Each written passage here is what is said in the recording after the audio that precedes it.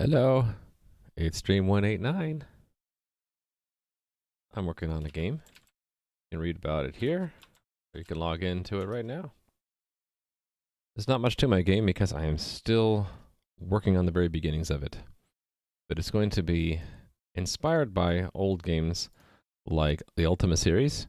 So top-down 2D tile pixel art, role-playing game. You'll be represented in the game by a little character. So, for example, here's my test environment where I can walk around in this little world that I've been making. So just recently got the world to be larger than the viewport. And we have a chat, testing. We have a representation of the game's administrator in the game too. The game administrator account lets me go through and paint the world if I want. I can add tiles. I can put water underneath this character. Aye, swimming! Or put him back on dry land. Ah, okay.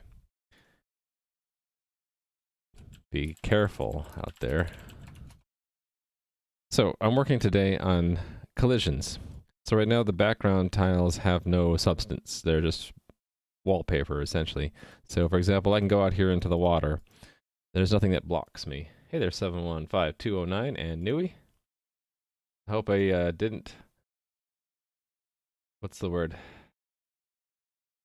Frustrate you by starting early? I was sort of sitting here thinking, you know, I could be working right now. If I could be working, I could be streaming, so why don't I just start a little bit early?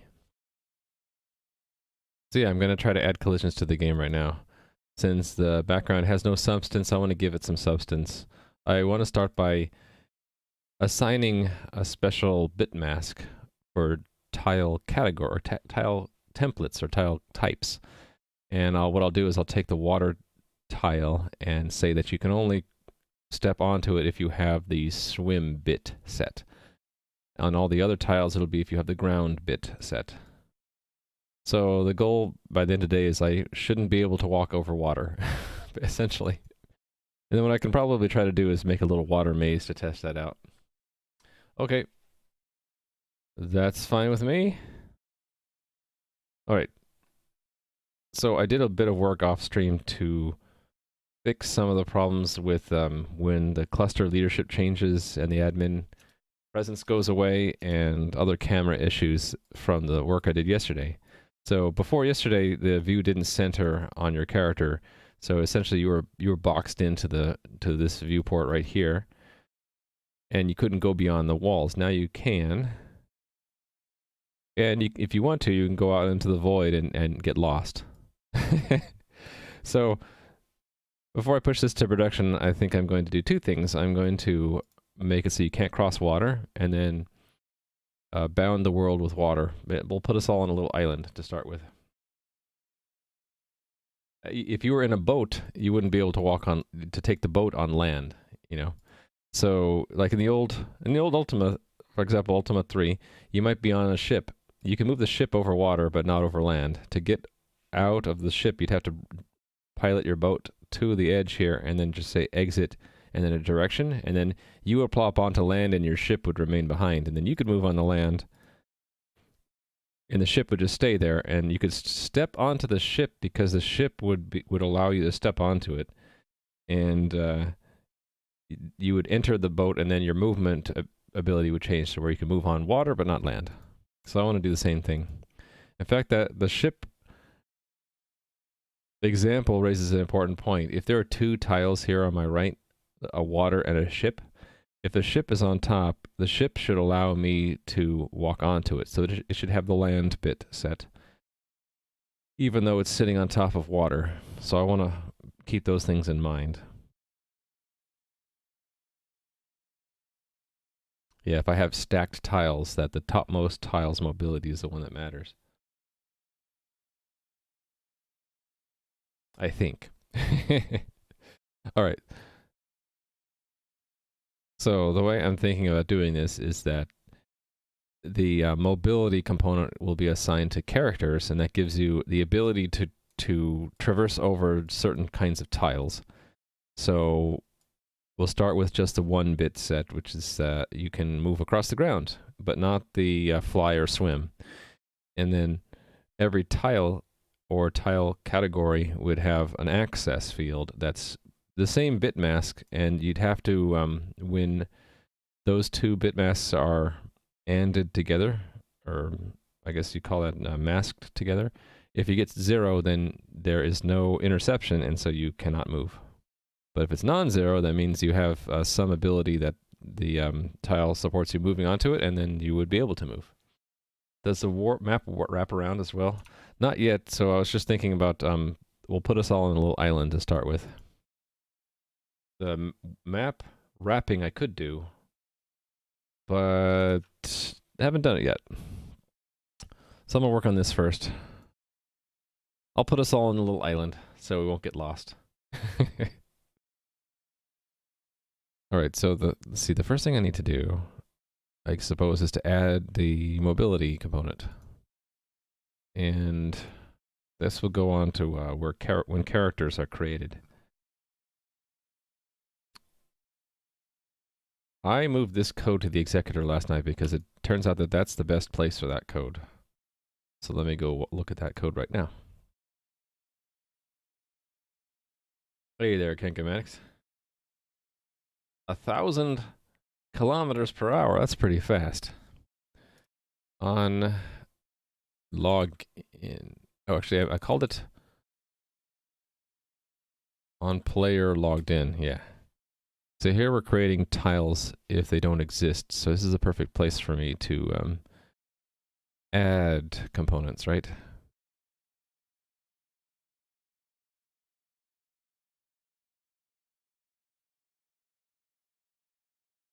Which component do I add this to?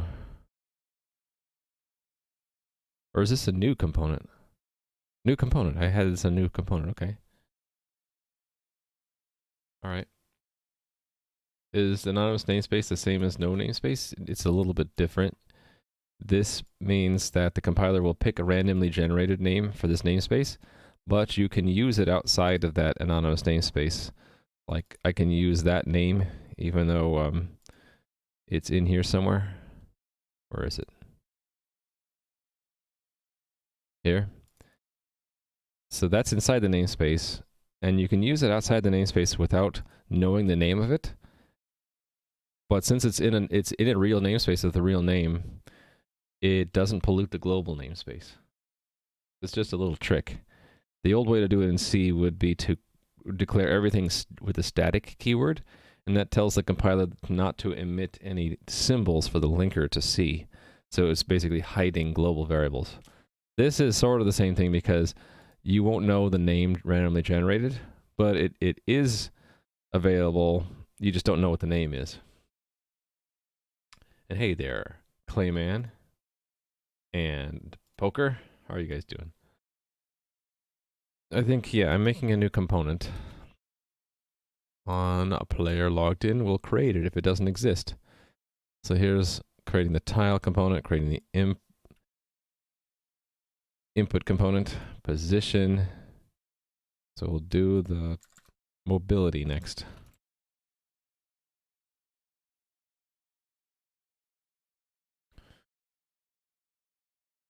New component or field on an existing component? Really, each component should have a different area of concern.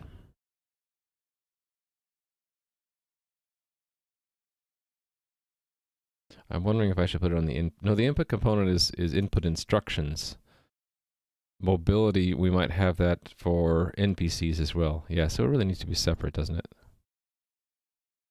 Let's make it separate.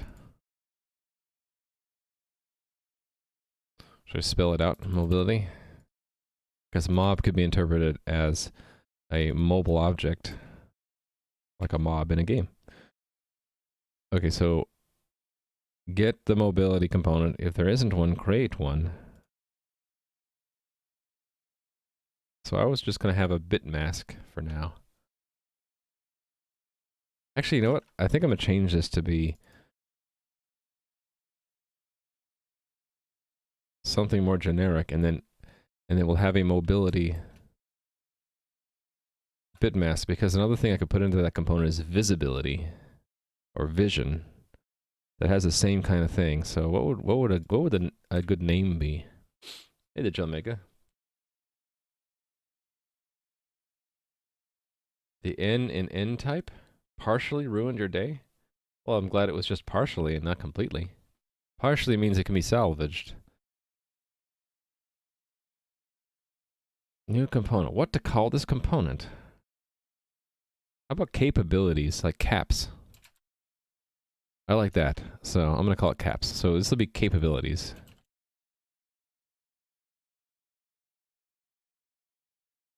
And first one we'll have is mobility. And I'm just going to make it a number. And the number, I'll have to have a key somewhere, a table.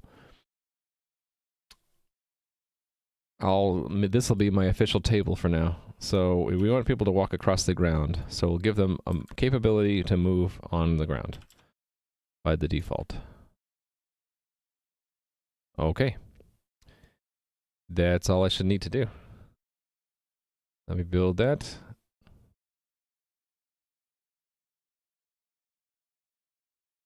First build of the day is slow. Actually, while I'm at it, I should have made a test for this. That's the other thing I kind of got sloppy at towards the end of yesterday. I stopped making unit tests. It meant I had the penalty of having to go make and fix unit tests all last night. So I was up until like midnight to 1 a.m. like making broken tests work and filling in missing tests. Right, so here's an example of a test I had to do last night, and let me do the next one. This is create character caps if there is none on login. And that means these other tests need to be adjusted as well, because there are now 4 required components. So these ones will all pretend that we already have caps. Create the caps. Create the caps. These are all like, which one is missing? Create the one that's missing. The N is the expression that defines the size of an array, so have to handle it the same way as templates, since only at that point when you have IL can you get this actual size of the array. Oh, like it's not known at compile time, right?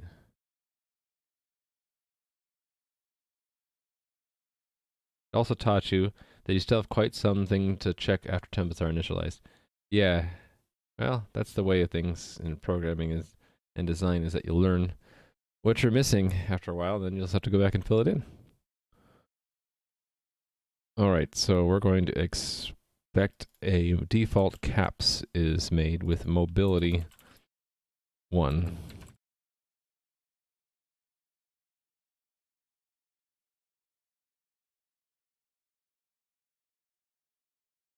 I wonder if I should do the right thing here and make a key name, shouldn't I?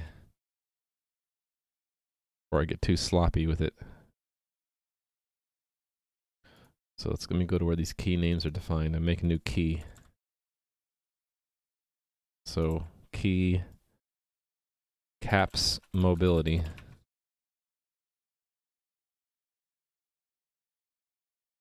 There's no reason for me not to shorten it, so that's what I'm going to do.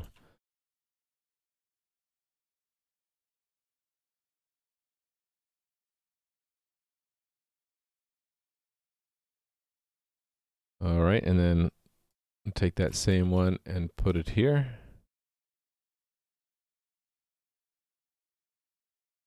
Why is the... Oh, anonymous namespace, right. So I have to say the realm server namespace for that. Okay, that makes sense. There's a code visionary.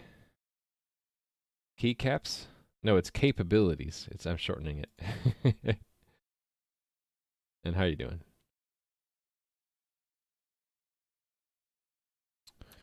What I'm doing today is I'm adding capabilities to players and in the future non-player characters. And the first capability will be mobility, what the character is capable of traveling over. And by default, it will be just the ground, not, you can't fly, and you can't swim, and you can't go through walls. And we're going to use this mobility bitmask to test it against access value fields of tiles. So, for example, water tiles will only have fly and swim, and the ground will have ground and fly. And if your mobility doesn't overlap an access for a tile, you can't move on to it. That's the goal for today.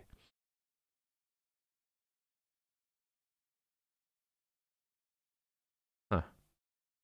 IL is intermediate language, right? Just to make sure I understand. And AST is abstract syntax tree. I'm kind of pedantic when it comes to knowing what initialisms and acronyms stand for. And I like to make sure I get the correct one. It doesn't. It's kind of embarrassing to me when I don't know or if I misunderstand what something stands for. All right, let's run the unit test. I built that, right? Yes, and then run it. Oh, I won't get the little buttons here until I open up this Test Explorer panel and let it scan. There we go. Right. Run all the executor tests. Okay, so now if I restart the server, I should get for the player there a new did I close the window? I don't see my, oh, there it is. So now if I take a snapshot of the game and look at it, I should see that it was created.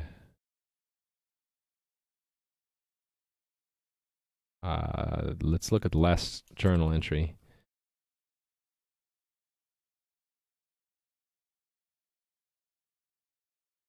Oh, I did a bunch of movements. Okay, here we go. Create component camera. That's the admin logging in, I think. There's the player login, and there's modify. Oh, right. This doesn't show up as an ECS feedback. That's why I had to look at the snapshot. Here it is. So I have the capability to move over the ground, but not anything else.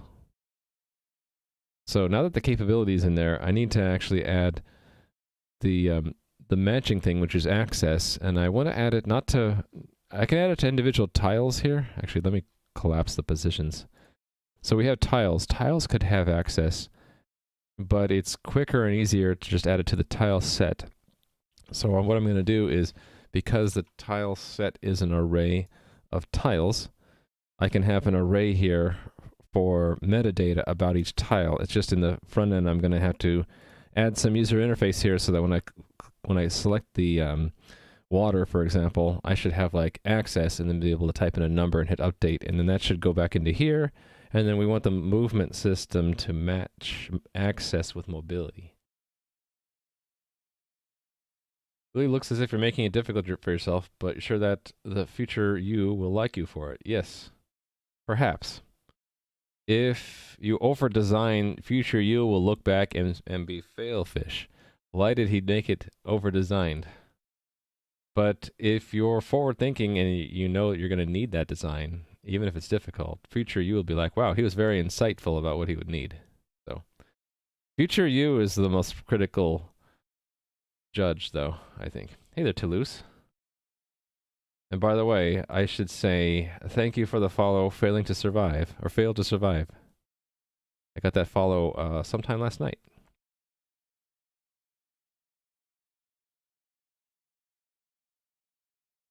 All right.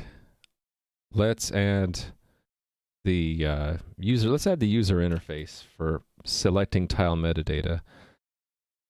So that's in the JavaScript front end. Views, activities, panels, tiles panel. Okay. So under the tiles and above the update button, I want to add another little bit of user interface, kind of like the name and asset thing. So that's one of these divs. Let's add it down here. And this will be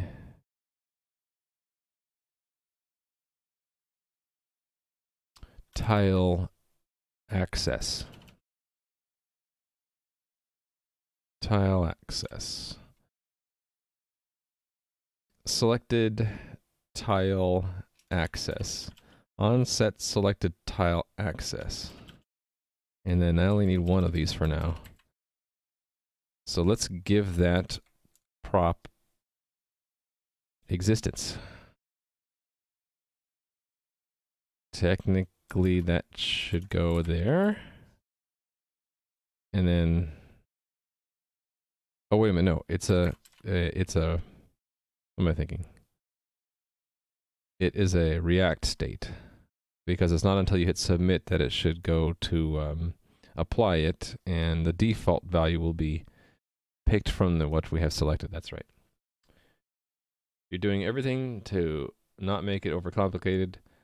So trying to make it as simplified as possible, that's the general rule of thumb. That's good, right? Keep it simple. But if you anticipate the need for something that needs a complicated or somewhat complicated design, then there's nothing wrong in doing that. It's a little bit of a gamble and a risk, right? If you might be wrong, or you might go a little bit too far. I do that a lot. Okay, selected tile access on a set selected tile access.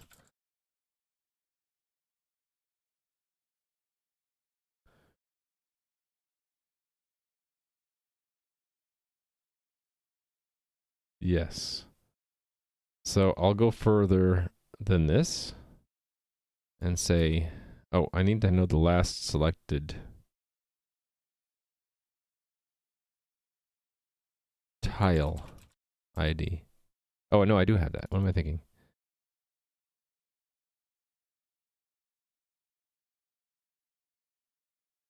This should be tile set, not tile ID. Yeah, it's a tile set, because I need one for tile as well. Tile ID. Yeah, I was looking at that and I'm like, that looks like where it should go, but it's not. Last selected tile ID. And that's selected tile, which I don't have yet. Hold on. Thought I did. Ah, I do. Selected tile ID. Actually, do tiles have IDs? I'm not sure. I can look at the Redux state to see it. Redux, where are you? State. Admin? Is that where I put it? Session. I put it under session. Session. I want to see more. Overlapping chat, though. All right. Other confusing straw. What was the motivation for going with plain JavaScript rather than something like TypeScript? I was very new to JavaScript, and so I wanted to start with just plain JavaScript, master that, and then move on to stuff like TypeScript. And hey, let me wave at you. So someday I'll get into TypeScript, maybe WebAssembly, other things for the web, but yeah.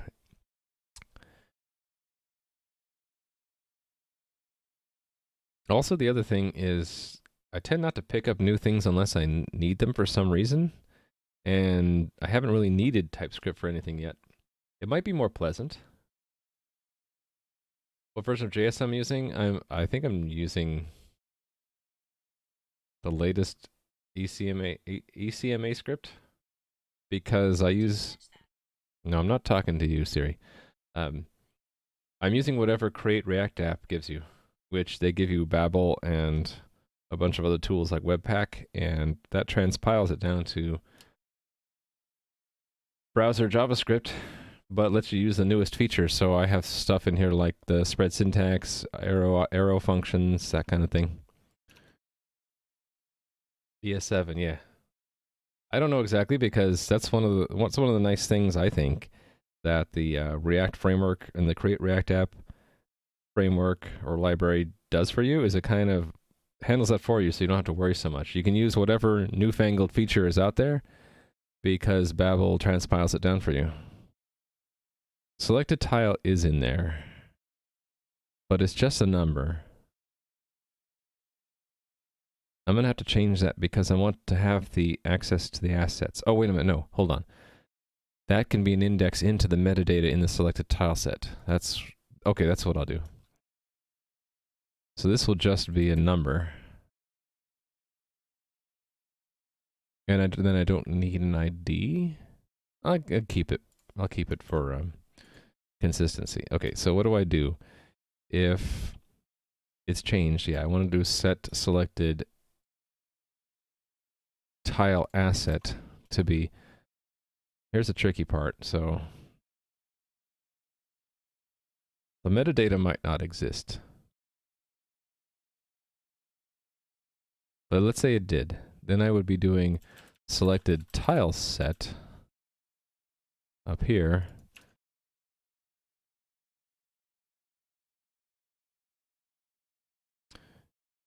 Oh, which I'm not, I don't have one selected now because I saved and it reloaded everything. Okay, there I've selected everything. So selected tile set is an object and it doesn't have it yet, but I wanted to have tile metadata or tile info or something. Maybe just call it tiles. Yeah, let's call it titles. So it would be selected tile set and index selected tile.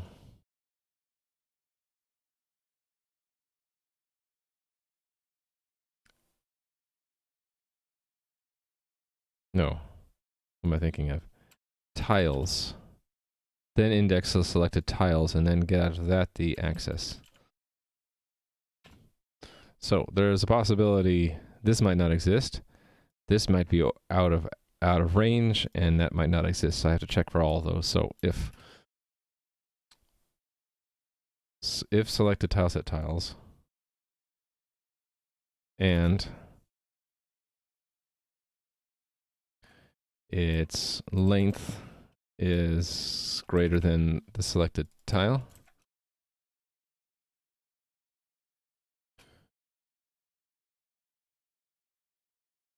Actually, that could be undefined and I don't care. So that's all I'm going to check for. Otherwise, I'm going to clear it. Empty string. Technically, I should do a 0, shouldn't I? We want it to be a number. What's with the use of refs to track previous values? Because we're inside of a React hook called an effect hook, and so you don't have access to the previous state of things, and so the ref is a technique you can use in an effect hook to hold on to a previous state information. So that's one of the uses of a reference in React. That's what I'm doing it for here. And I just need to remember to update it. So like I did there, I need to do last selected tile ID equals selected tile. Okay, let's see if what that got me.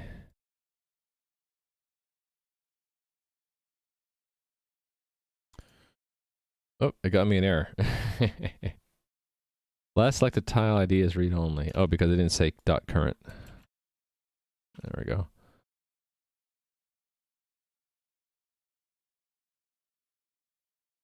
Okay. So I need to actually add the tile list.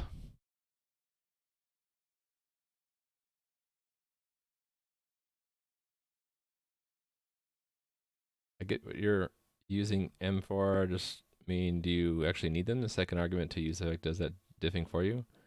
The second argument would be what tells you when to run the effect, but I actually want to run the effect all the time.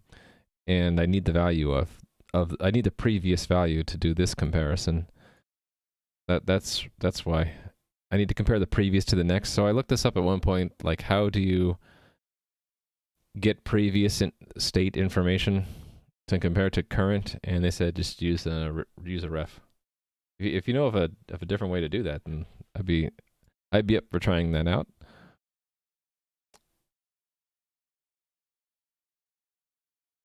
Okay, so how am I gonna? What's the best way to add state that doesn't exist? edit in the client and then post it to the server. The server has to have the ability to save it. And I need to look up and see how that's done.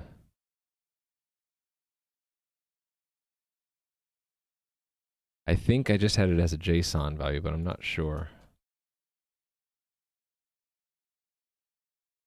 If it's just a JSON value, then the front end can just set it, and then the back end will say, oh, okay, fine.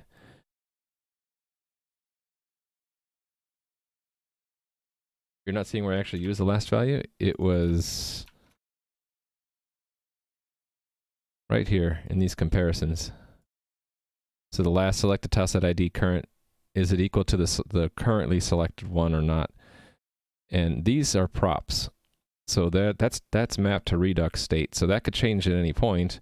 And I want the effect hook to say, well, did it change since last time? If so, we need to reset some of the other React state. Yeah.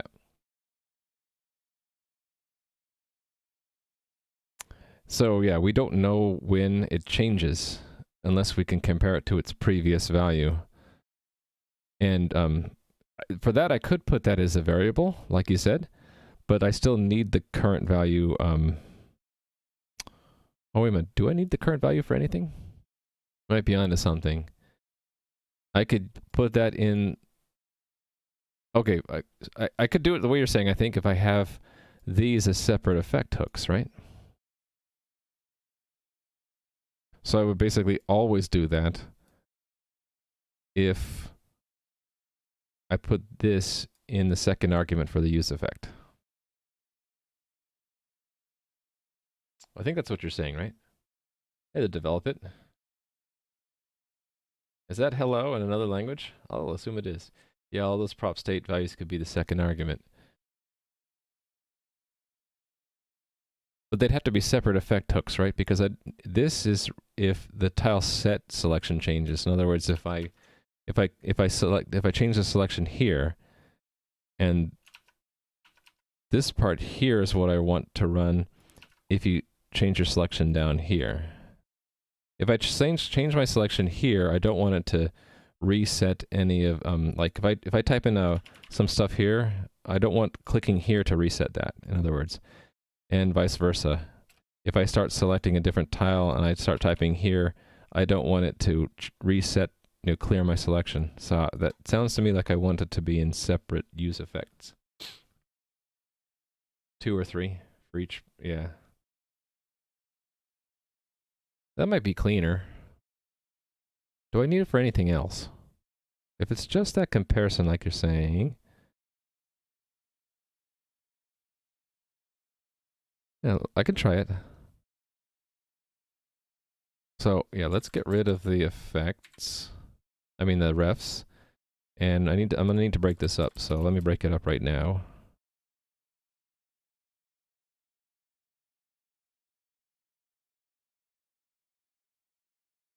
Right?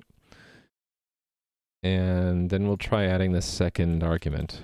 If I understand this correctly, it's done this way, right? Oh, hold on. There's another problem in that this... Okay, it's just going to do a shallow comparison anyway, so I could do that, right? I could say that. And then I don't need the last. I just do it. Just do it. Do it. Do it. Like the Emperor Palpatine would say. And then this would be this condition. Do it.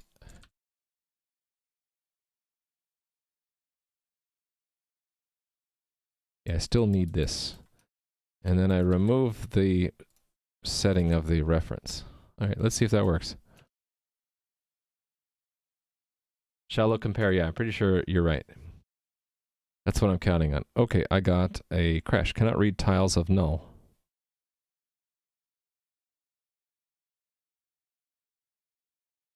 Oh, I had that earlier check up there, didn't I? So I need to copy that check too. There we go. Try again. Hey there, Raleigh. How are you doing? There's an ESLint plugin for hooks. It would auto-populate it for me. I didn't know it would auto-populate. I thought it would just warn me about it. I knew about the hook, but I haven't tried it out yet. You know who thought of just do it? Nike did, right? Or that might be a historical reference. Not to get into controversial stuff, but that might have been from World War II, right? Just do it. There are multiple ways of saying good evening. Huh. Interesting. All right, so that seems to have worked.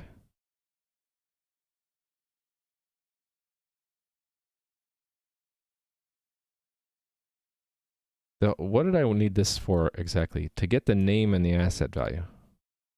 So I think that's working. So I'm going to give, I actually like the way that that looks now. I'm going to give confusing straw some points. Where is the first one that you wrote that you said I should try this?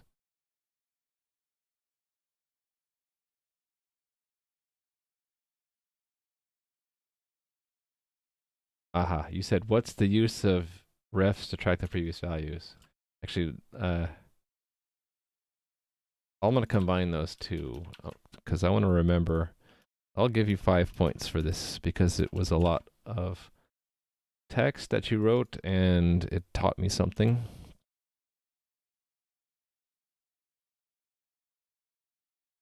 Thank you very much, Confusing Straw. We learned things every day from other people. It's really nice. Thank you for the support. I think you're missing another dependency in the second effect. Let's look. The only thing I really cared about is if you changed which tile you had selected. Oh, maybe the selected tile set as well? Yeah, you're right. You're right. Another point. Racking up those points today. Points that you can't use yet, but if I ever make this game work, it'll be something like in-game currency. Yeah, you got it. I would have noticed that if I had, once I add some substance to this access field, which is the only thing I'm really setting, right? So it's always 0 now, so I wouldn't have seen it. Yeah. Although you always have to select a tile once you pick the selected tile set, so maybe we never would have seen it. Anyway, let's move on. Highly recommend it? Yeah. I know. I should be doing that.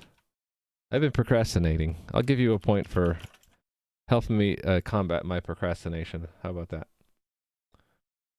Another interesting way of getting some idea where Dutch speaker is from. When seeing the word... Oh, that's interesting. So there are the spelling is different between locales. Kind of like UK English, the Queen's English, and United States English are spelled slightly differently. Do you use functors for anything game related? Yes, I use them all the time. Would you like to see? Game related. I used one yesterday. I'll show you. It wasn't a very good example. We'll show you anyway. I had a broadcast functor.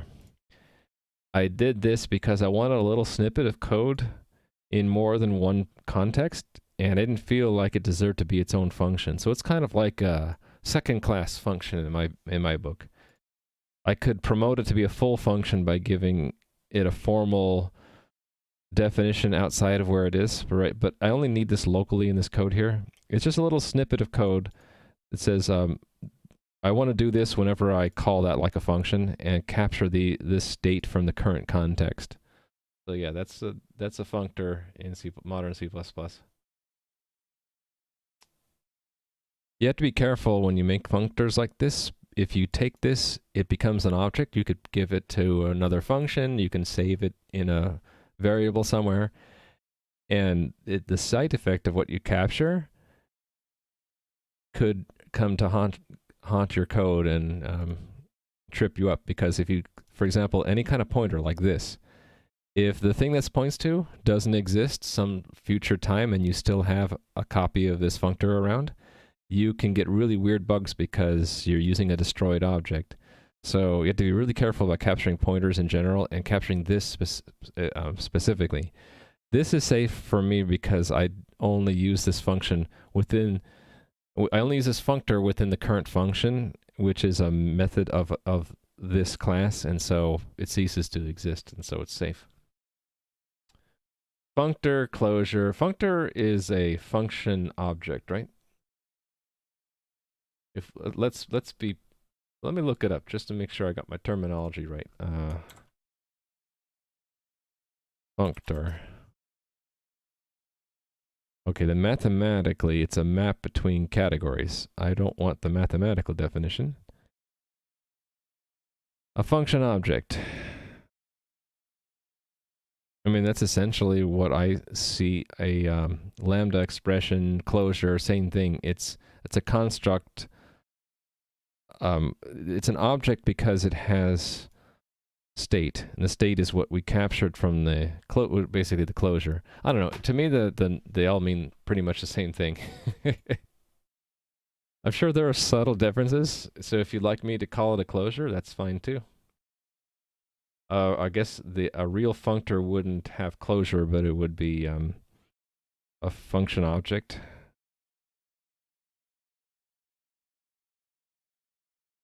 Or a class that has a call, an operator, a call operator, right? And I do have some of those. Where did I put them?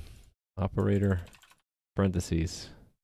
Oh, yeah. So technically the class I made to sign stuff cryptographically is a functor, because once you construct it and you set it up with a key to do signing with, you can use it like a function. It's got it implements operator parentheses, which is you can call it with this argument and it will give you a result, just like a function, just as if the object was a function. So that's another thing you could call a functor. And let me go to the test for an example of that.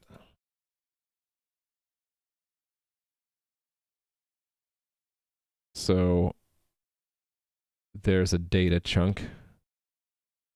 It's set up in the setup for this test fixture, and you make an instance of that class, configure it, and then you can just use it like a function. You can pass it around and things can use it like a function.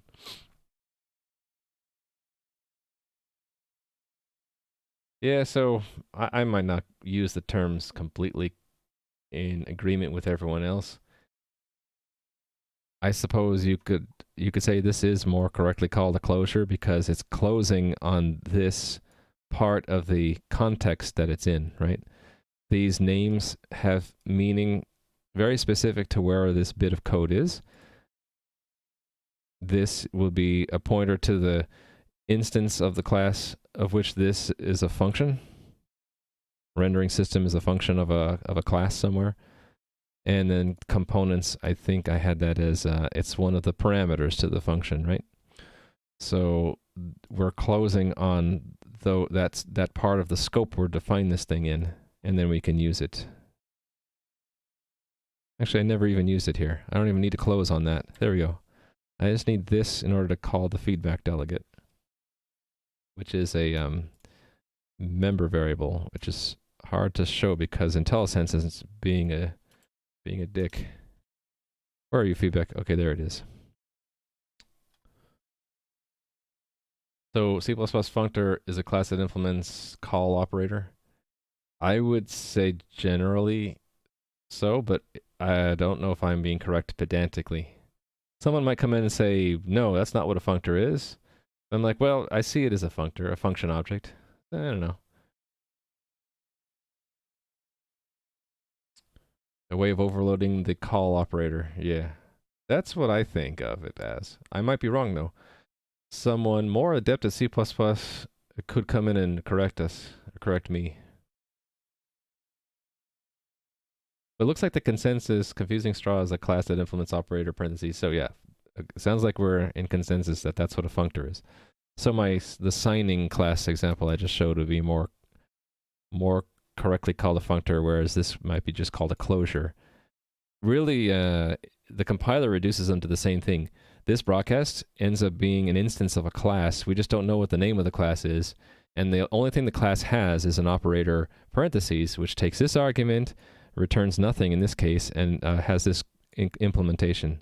It's the same thing, really. It's just this is syntactic sugar, and it doesn't actually share the address of the this pointer. It's really getting a copy. So it would be if you made a class that took a pointer to whatever this class is, it would be constructing the object broadcast with a copy of this, and then when you call it later, it's using the copy. Just like a functor would do.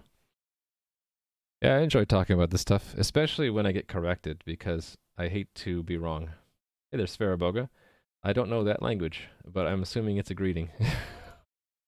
That's Russian, right? Is that a Russian hello?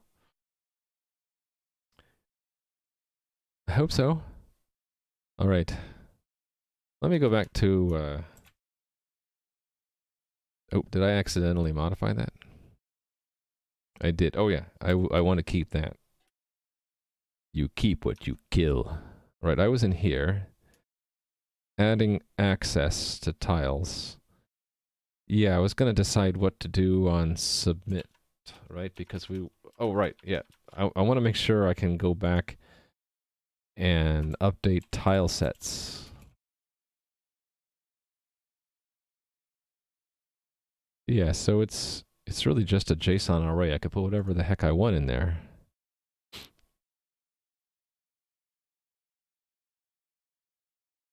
It's yeah, it's just a JSON array. So we can set whatever we want. And that's what I'm going to do.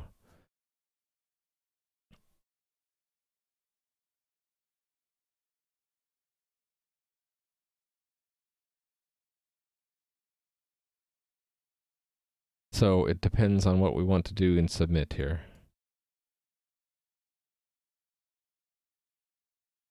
Yeah, exactly. So we'll say updated tile set dot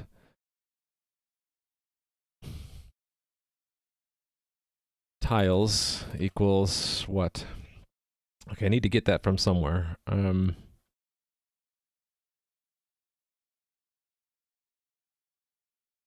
Let's make more state. In fact, it would be another React state, right? Tiles. And we'll default it to be an array. And then we need to do this. And to be backwards compatible, this might not exist. So what I'm going to do is I'm going to say if it exists, do it. Otherwise, we'll set an empty array. Actually, you know what I should do is make a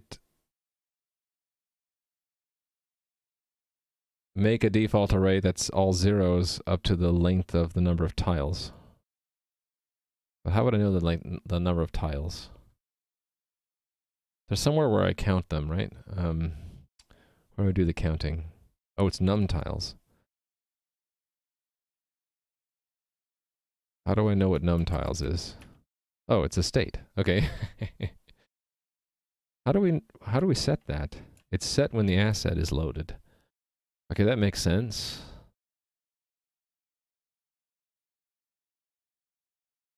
Okay, maybe we'll just grow the array as things get set. Yeah, I think I'll do it that way.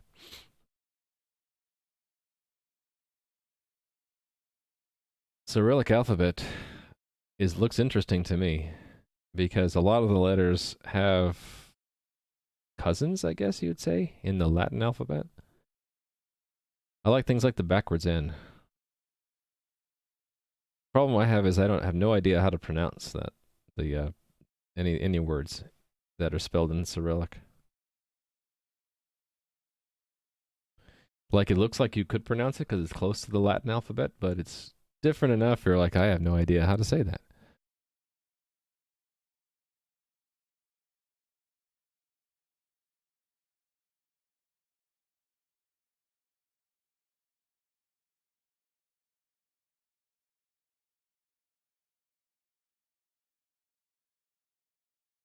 Okay, so I should be pulling from here.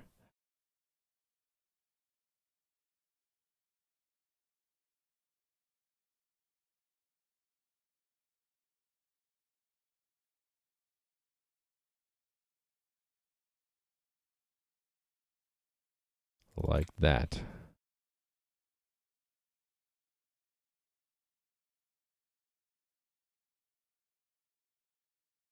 Is it the same way in the other direction? If you're used to Cyrillic, does the Latin alphabet look weird? I would imagine so.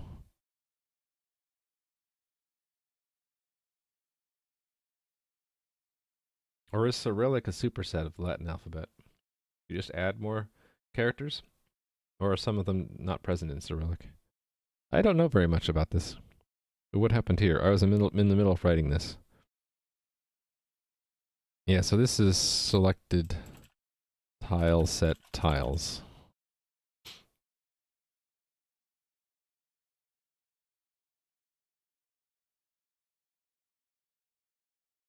You know what I'd like to do is have an on-change field.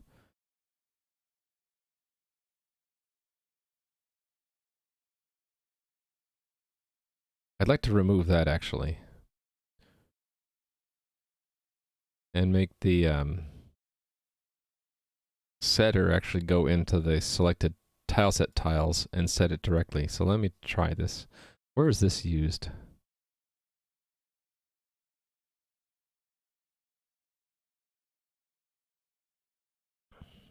Okay, it's used there. We can compute that one from the other though. That's what I'm going to do. So we'll compute it here. Const selected tile access equals. We have to have tiles. And we have to the selected tile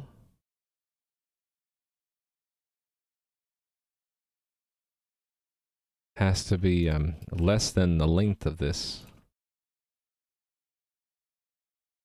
If that's true, then selected tile access will be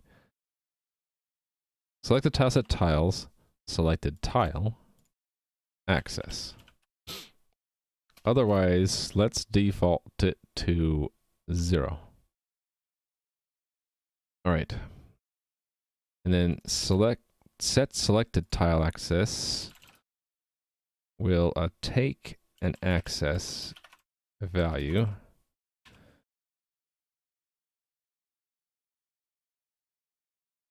let's do it this way. Actually, no, let's not. Let's say if there isn't a selected one, then we do one thing, which is set it to. I need an array that's at least as long as the selected tile. So how do I do that? There must be a nifty way in JavaScript to do this. Let's look up dev docs. There must be a nifty way in JavaScript in an array to do this. Since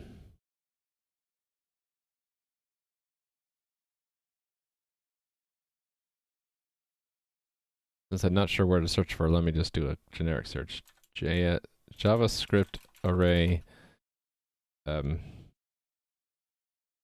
what I'm trying to do is, let's say you have that, and someone tells you, I want to set index 3, or I want 0 to go in, let's say A equals that, and I want 0 to go into index 3. So then you want the result to be fill the other ones you don't know yet with zeros. So 0, 1, 2, actually that's the wrong number. Let's put X. I want that to happen. So basically expand A to be able to fill that index and then put that in the index. I know how to do that part.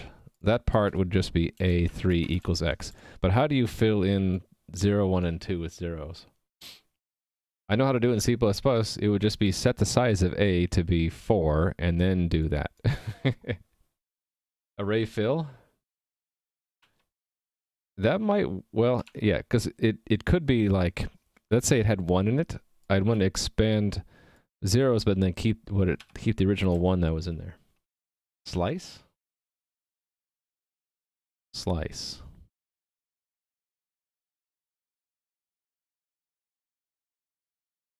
Yeah, does it expand though?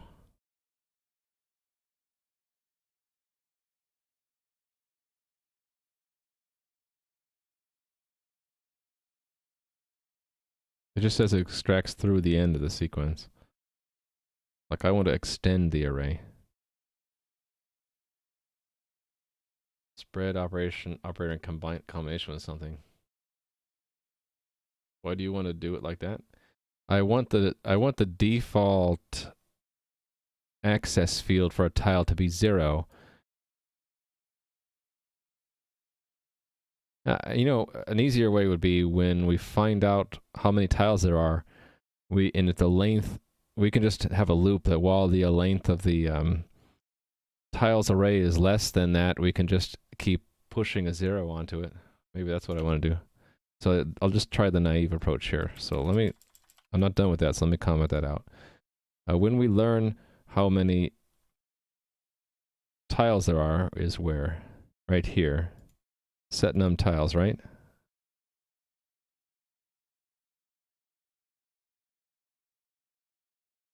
Yeah, so I can say while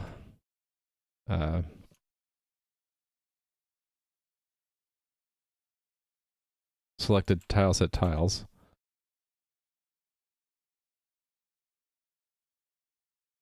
I'll do it this way.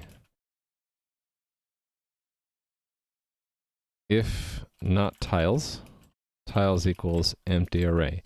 While tiles length is less than num tiles now, tiles push 0. And at the end, we would do this whole thing is if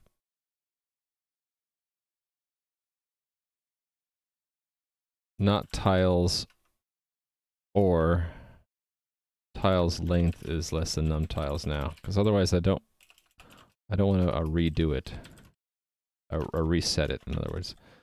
So do that, and at the end it's set selected tile set tiles to that. I lost my place. Like that. So I could do it with that much code, but I was looking for a shortcut, I guess. Times, with Lodash. Array size fill 0. Okay. So that would be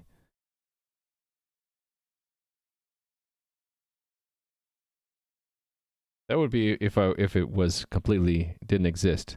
But let's say it just got expanded. Like I uploaded a new ping that was slightly larger, and I want to just add some zeros onto the end.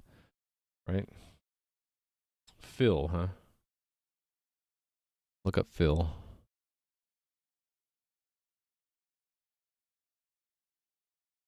That fills all the elements, though. What if I want to... Oh, from a start index. Aha.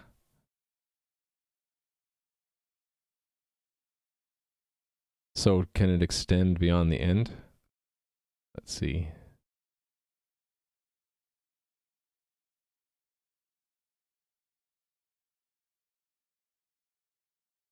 Doesn't say. Fill. What is this? Length 3.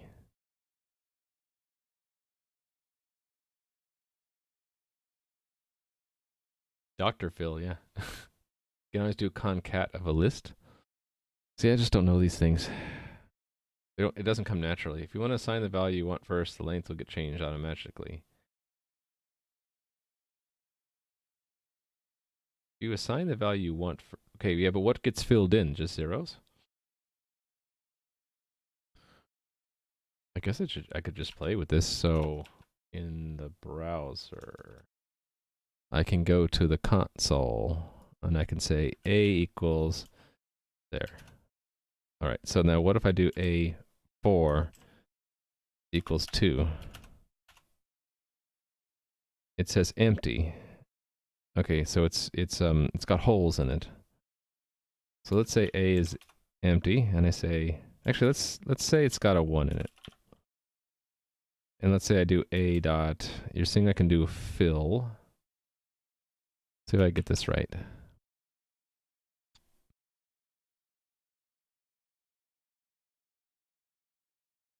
A dot length is the start, and the end is, I don't know, 5. And then the value goes up front, actually. Okay, yeah, that didn't extend the array at all. I guess it doesn't, you can't use it to extend, but what was that funny syntax they had here? Why do they have call? Length 3?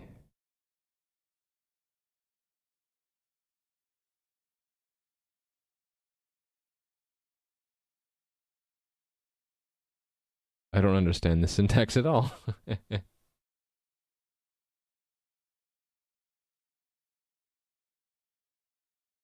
Oh, I can fill the empties, you're saying.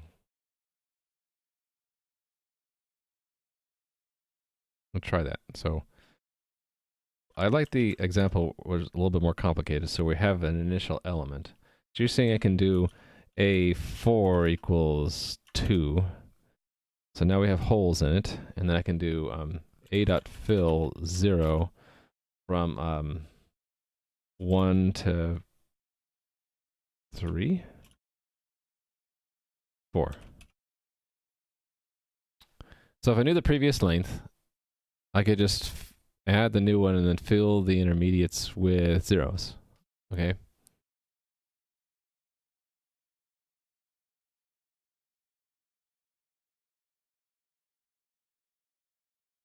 Okay, so first it needs to be an array. I don't need this while.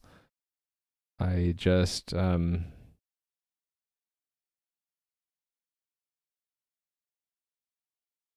on. I understand that this would work.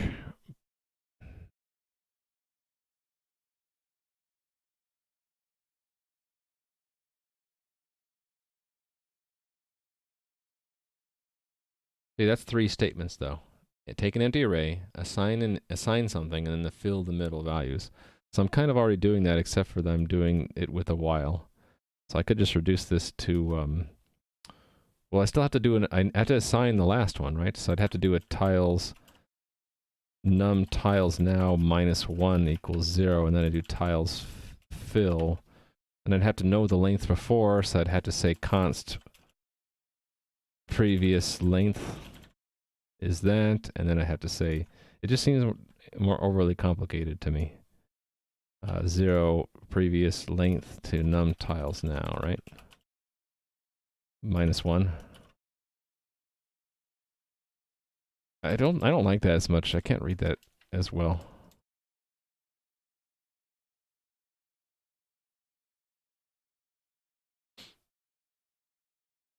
Probably just want to write a utility function rather than inlining it. Well, that makes me think I should just be using Lodash. And hey there, playing with skizzers.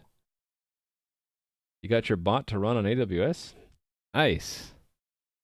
YGT ski pog indeed. Let's see what develop it wrote. Fill. Yeah, that's sort of what I was doing. Wait a minute, but this doesn't work, though. That doesn't work, does it? I thought the fill didn't expand.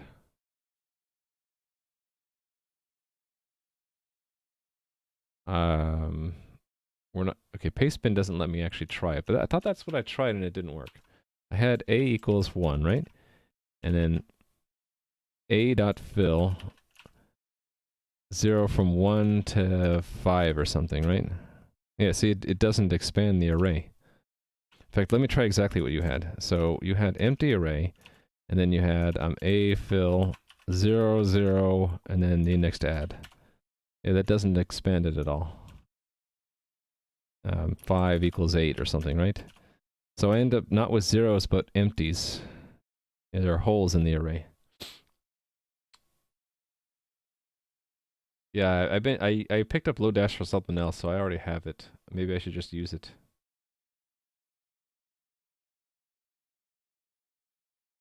If it was new, but what if it started out with the tricky one is if I need to extend it. Like in C++, I would just do an a.resize. It would preserve what I had and then just add fillers at the end with whatever value I told the resize I wanted to resize it with.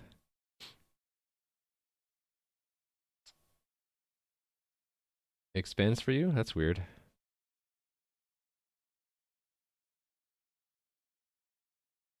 Old array, new array fill.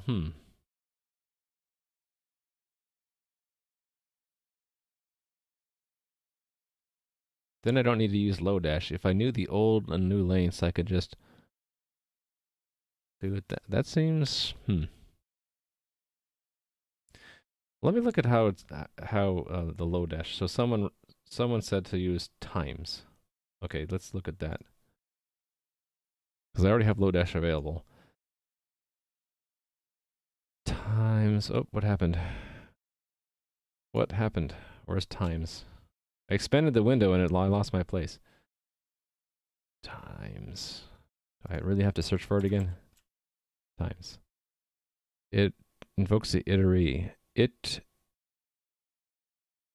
Iterate. I've never seen that word before. Iterate. N times returning an array with the results of each invocation.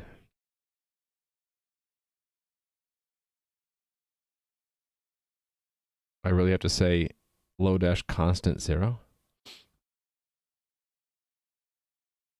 Hey there, Romania.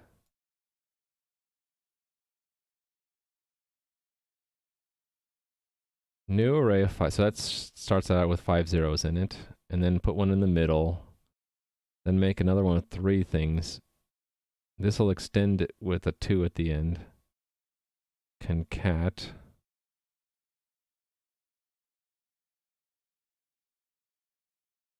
Yeah, that's sort of like the spread syntax Codephobia said, right? You take an old array, spread it, and then spread in a new array length fill. Yeah, so it's what I want, but I guess I'm being kind of picky to pick the one that is easiest to read. So this can be abbreviated a bit with the spread syntax, right? The concat is just spread syntax. Like you would just say ... initial array and then comma ... new array. Thought that wasn't possible in C++. If you need to change the size of the array, don't you need to create a new one? Not with C++ modern. So modern C++, you can, I must have done this somewhere. You can use the resize method of vector. That's the trick though. You don't use array, you use vector. So you, here components is, it's not telling, oh, it's a, what is a component? Oh, my IntelliSense is getting confused because there's 2 classes called component. Let me find a different one. All right, so here bins is a vector, right? So you just do, if the size is less than what you need, you just call resize, and well, actually we can look at that in the documentation. I have too many windows open now. Let's start to combine them together.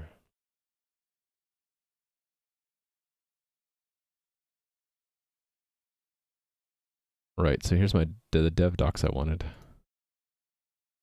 Let's put dev docs on the left. No, I don't want it to be my new home page. Thank you very much. I didn't even know I could do that. What happened to the sidebar here? Or let's just go to dev docs fresh. There we go. Resize. Vector resize. So it resizes a container. What it will do a memory allocation if the amount that it's reserved is not enough. and it'll just copy all the elements. If you told it to reserve space in advance, it doesn't need to do anything because it already has the memory. It just changes the size. And if you make it smaller, it retains the memory it allocated, so you could grow it again and not need a memory allocation unless you grew it beyond the original size it had before. It's pretty cool. Yeah, so it's vector, not array.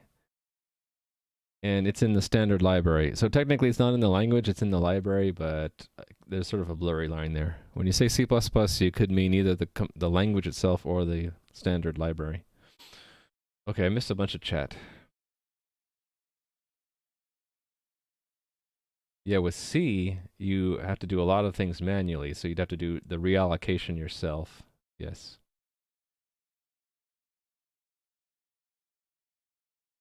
Yeah, and vector tries to be smart. Like when you resize it, it might actually allocate more than what you needed, thinking that you might want to resize it even larger later. And they, especially if you use the push back and not resize. Paste bin. Paste bin, paste bin. Okay, old is that. This is a little complicated to read, but I think that is what I want, right? This is putting the conditional logic in as math. So it might not, the 0 means it might not actually do any kind of fill. It is pretty concise though.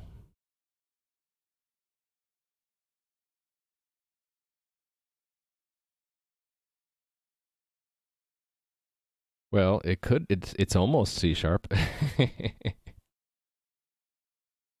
I do want the array size to be at least 0. Yeah.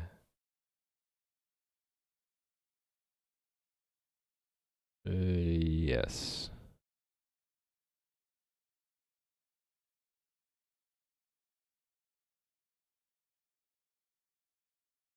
That's what I want.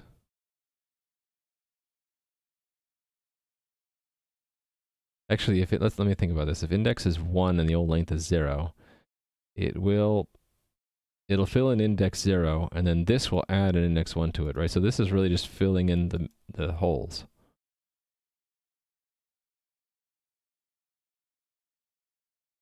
Yeah, the max is what prevents you from going negative, definitely.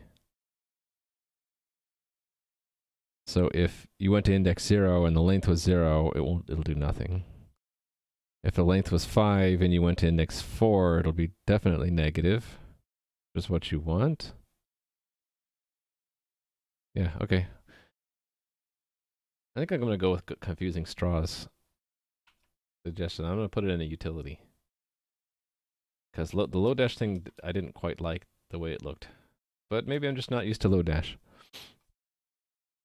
I'm going to give confusing straw for the not so confusing, a suggestion for how to resize an array in JavaScript. So let me try to write this in my utilities collection. Oh, because I was looking at C++, it moved me around. Okay. Utilities. I'll put it near the Chungus solution. Here we go. Export function resize array.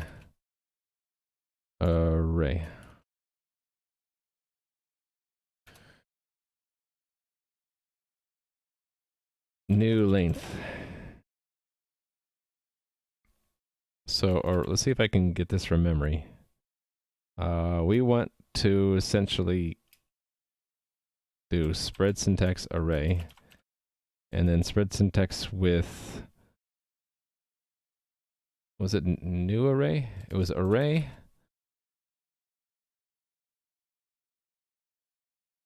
Math max 0, the difference between the new length and minus the array's length. fills 0. How close did I get?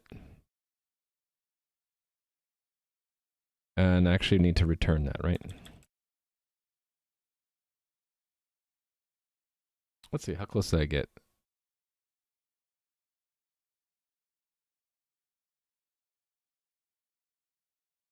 Yeah, I decided to go with the length just because I wanted to capture the essence of the resize only, not the tack on the new one at the end. That was pretty close. I didn't have a comma at the end. I don't need it. Well, actually, I'm going to put the comma at the end because I'm getting used to that mode of doing it. Pretty much exact. Yours is targeting. Yeah, so it's pretty much the same. If I don't like spread, I can use... But I actually kind of like spread syntax because my eye picks it up and I say, oh, okay, I am going to... It's like I'm manipulating the array by spreading it out on the table and then take the next one and I'm spreading that next to it. And the concat is just a comma. I like the concise. I mean, it should be obvious that we're concatenating. Whenever you list, you're concatenating elements into an array of some kind, right? Array, list, collection. So I like how expressive that is. The only thing I don't like here is this bit takes a little bit of time to grok what we're doing. But I am stashing it away as a utility, so I'm fine with that. And let's put it into the default export list too. All right, and then let me import it where I need it here.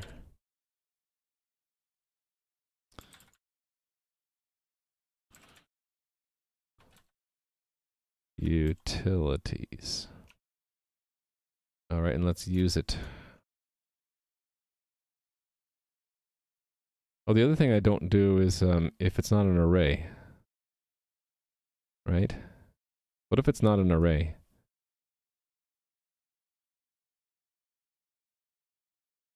It would be nifty if I'd handled null or undefined as well. I could say if array. Otherwise, return just array new length fill 0. Oh, I should put the fill in here. Fill. Right? Let's make it not so confusing. There, now it's nice and generic and reusable. And now this is the time where someone will come in and say, oh, Lodash does that, so you didn't need to do it.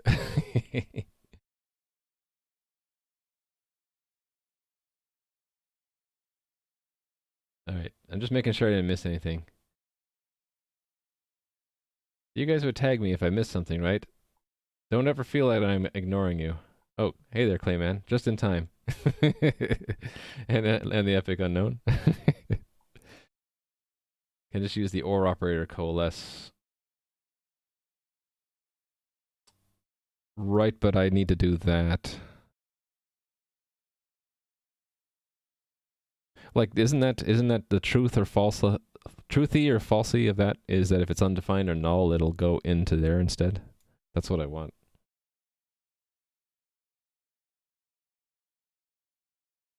And if they give me a scalar or something, then I don't care. I don't mind if it crashes.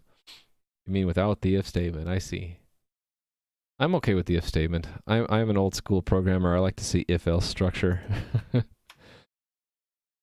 The only time I'm forced to use the ternary or the coalescing is in JSX, and I'm still getting used to that. Okay. Do I want to do it here or not?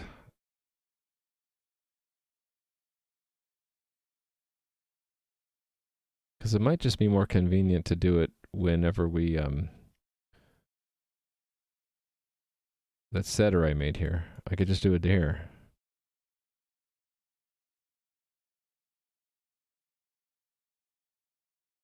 What does the selected do?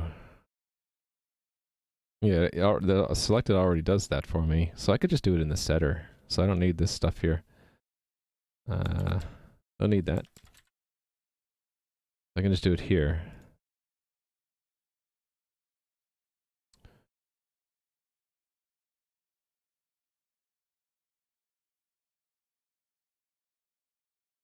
So this would be set selected tiles.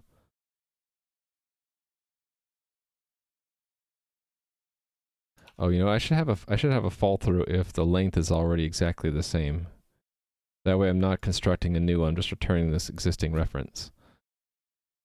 If array length equals new length, return array. Early return. Actually, it looks prettier to me to do that.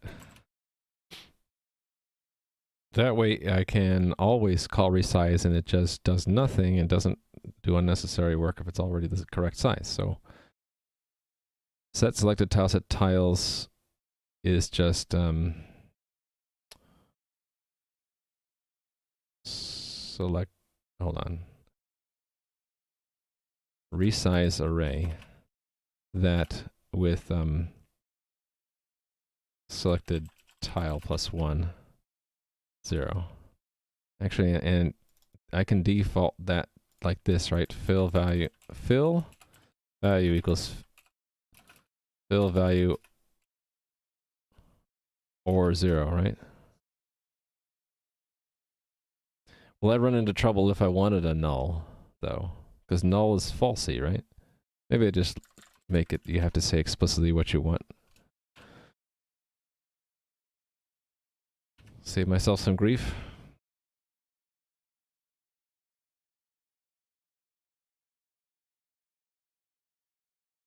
Actually, I want to resize it and then set the new one, right?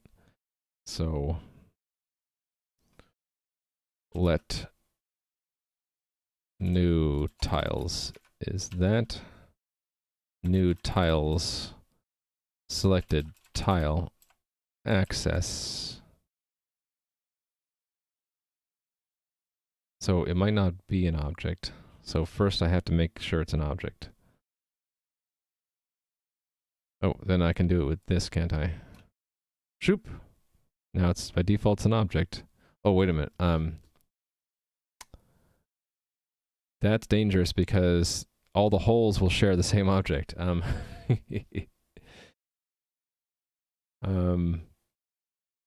Make it a function that returns a value?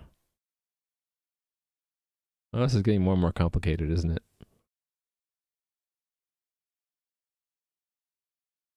I'll fill it with nulls. There we go. I just don't want holes. And then we'll say, well, thanks for the follow. Wolfhound Jesse?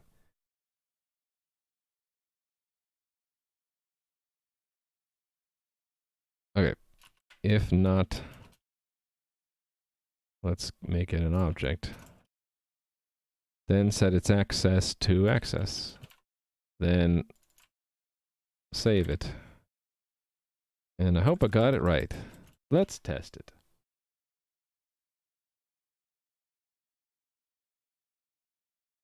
Ultimately, I want Redux, but not yet.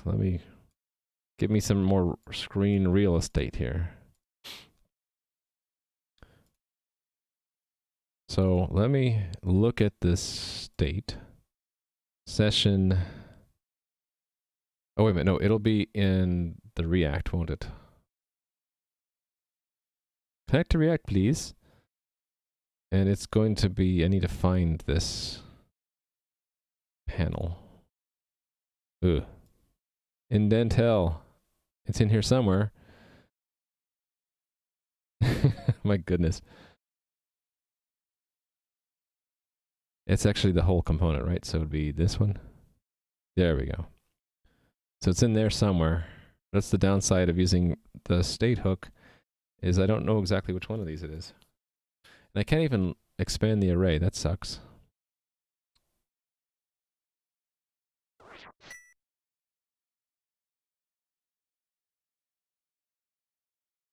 Oh, hold on. I just got a text.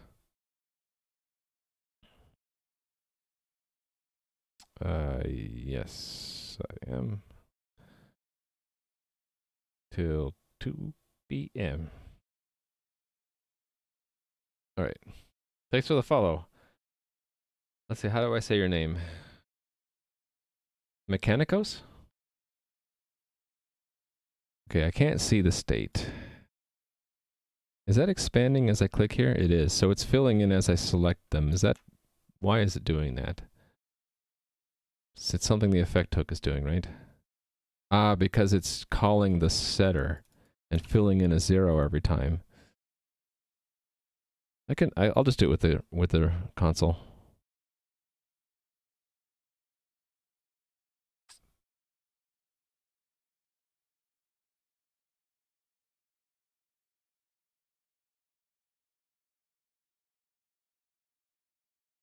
Oh, Wolfhound Jesse? I think I said thank you. But thank you again.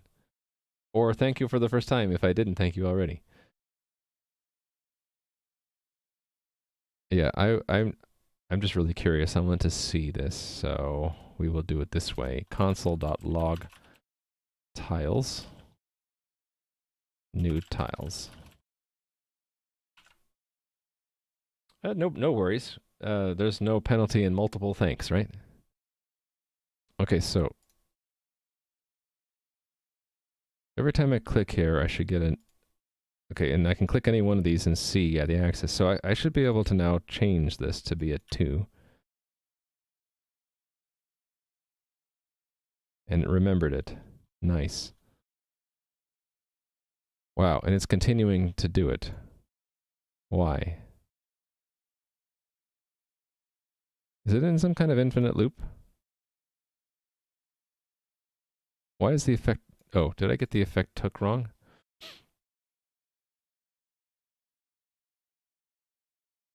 I didn't think I did. I can, yeah.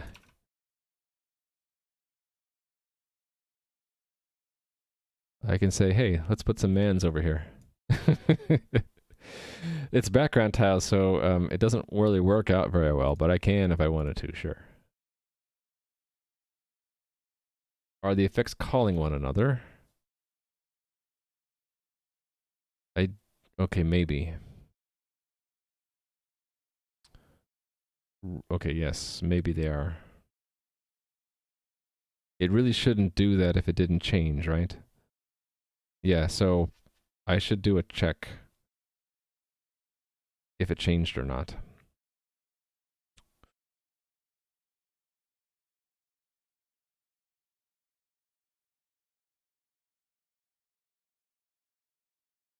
Wait, what is this doing here? I need to read this again. I have too many similar words too.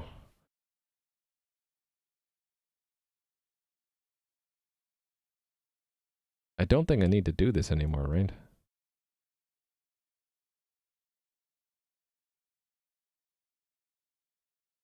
Oh no, this is filling from Redux into React state.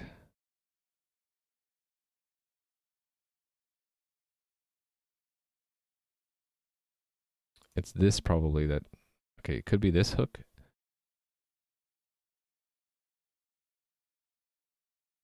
Feeding back to itself. How to scroll the map? You just move now. Yay, we're moving around, we're scrolling the map. But not in the production game. I haven't pushed out an update for about a week.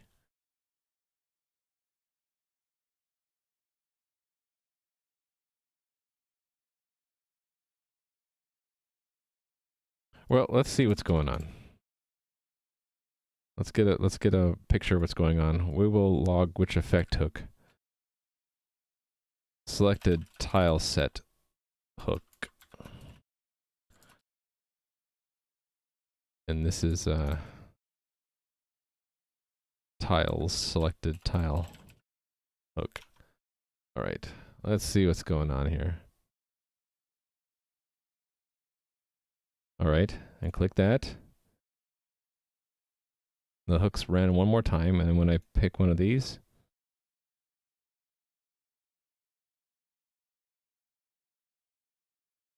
access is null.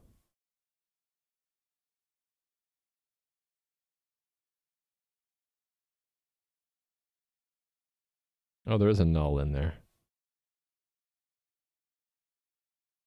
Oh, because I told it to fill with null, didn't I?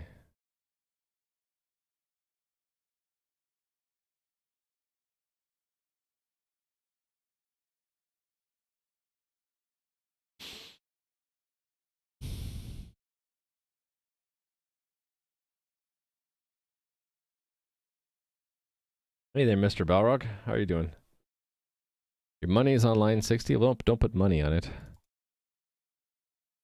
Okay, now I have two problems. I don't like the crash problem because it stops me from looking at the console to understand what's going on. So let me fix that first. It is when I resize the array, right? That puts null holes in there, so that if they then select it, where exactly was it crashing? 32, yeah.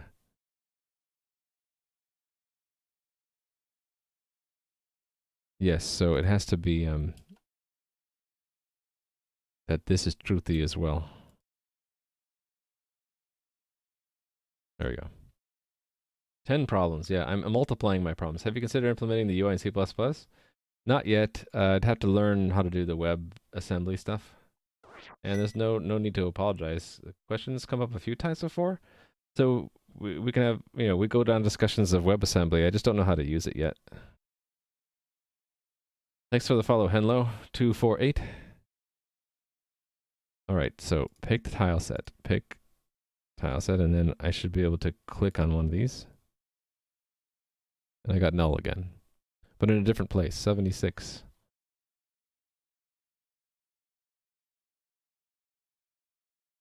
Oh, right, the same logic. I'll probably come back and refactor this at some point and say, what the heck was I thinking with this ugly code? What about machine code? Assembly script? That's old, that's hardcore. I'm not that good. Console. Click, click. Okay, now we're in an infinite loop. It's in the second effect. Over and over and over again. This hook, it's...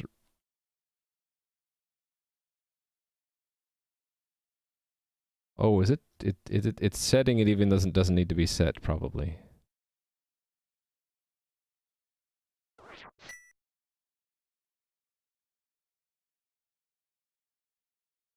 Yep.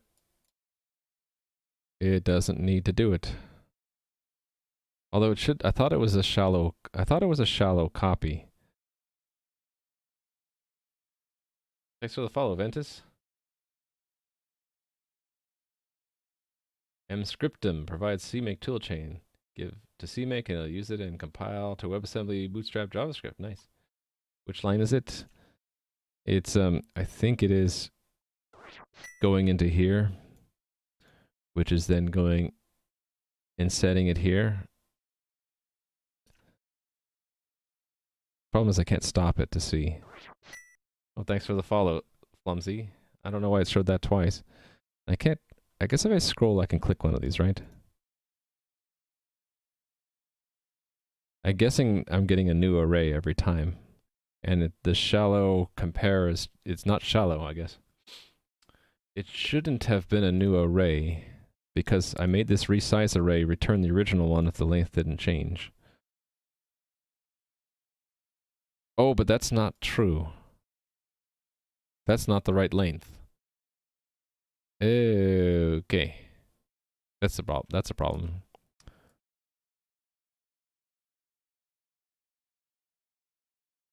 I want math max.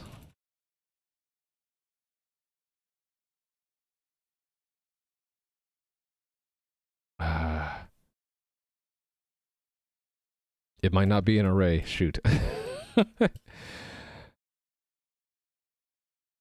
How about resize array if necessary?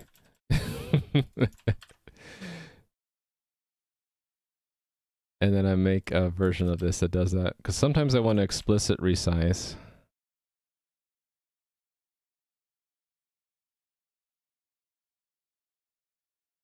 Oh, actually, no, wait a minute.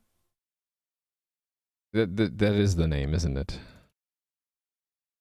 I should just make this a less than or equal. Yeah.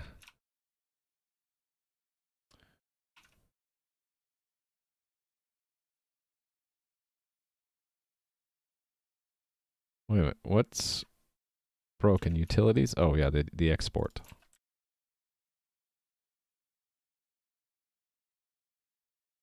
Greater than or equal to? Did I get it backwards? Yeah, you're right. Thank you. I get things backwards sometimes.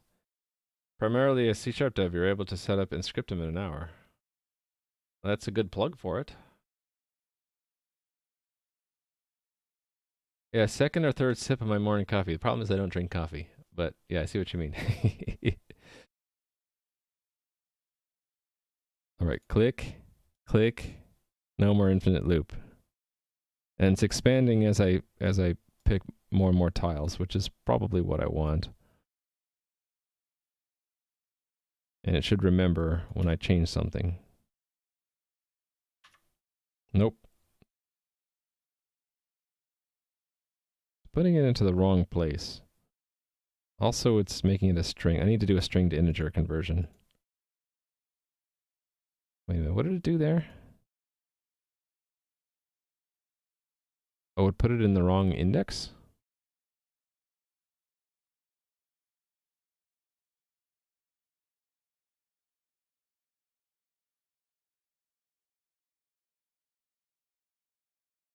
An organism that converts caffeine to code. Yeah, problem is I gave up caffeine a while ago. Right, it's going into the wrong index, and that might be why the function is returning the wrong one.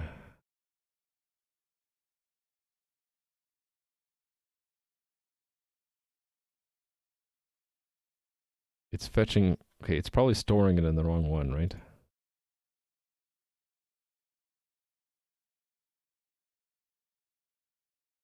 What's selected tile?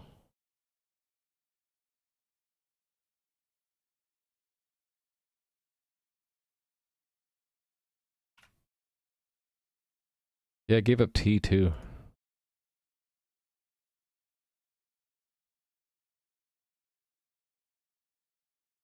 Wait. Selected tile shouldn't be an array. How did selected tile become an array?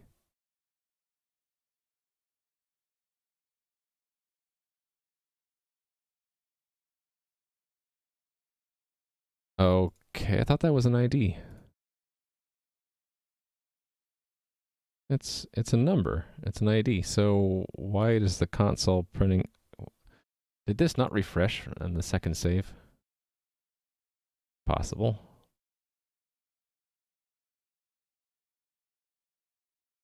Okay, yeah, it just didn't refresh. Okay, so it is one based. Did I forget? I think I forgot that I did that. I think because I wanted to reserve 0 to mean something special. Right, so it did make it one based. So that means I'm off by 1 when I index it in both places, right? It's 1 based.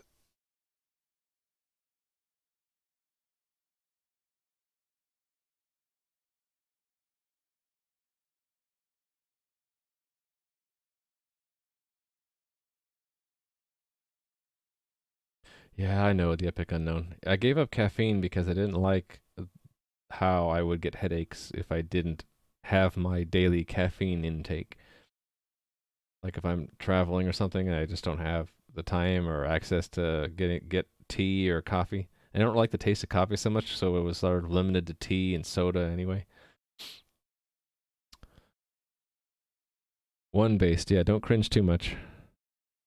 I had a good reason, I swear.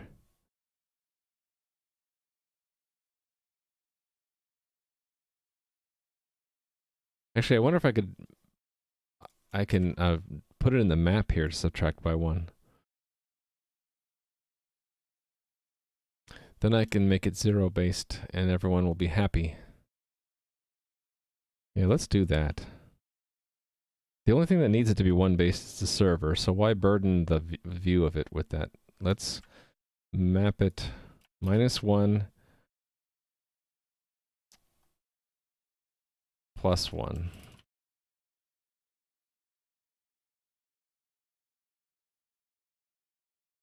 Oh, hey, Chris. I didn't see you there. I was hoping that we'd be streaming this morning, but you weren't. I was sad. Shout out to Chris. To check out his stream. He's an excellent web dev. Howdy, Mr. Sir.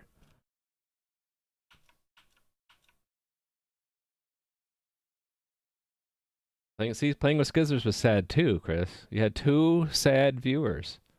Went to a meetup last night? That's cool. I'm just giving you a hard time anyway. Alright, oops, there's a null.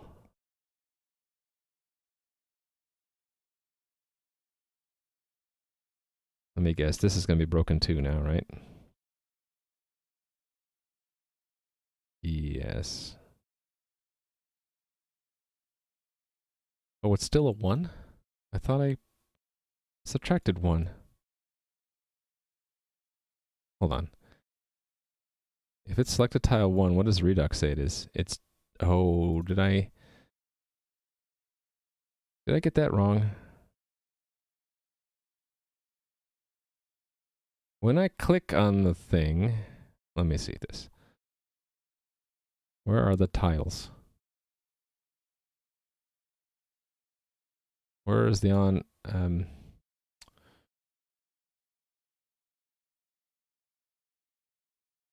Oh, no, it takes the array. I don't know why I did it this way, but... So the first one should be 0. Oh, I had an add 1 here. That's what happened. Let's fix that. All right. All the +1s, -1s now should be relegated to the map where it belongs and not burden me in the React component.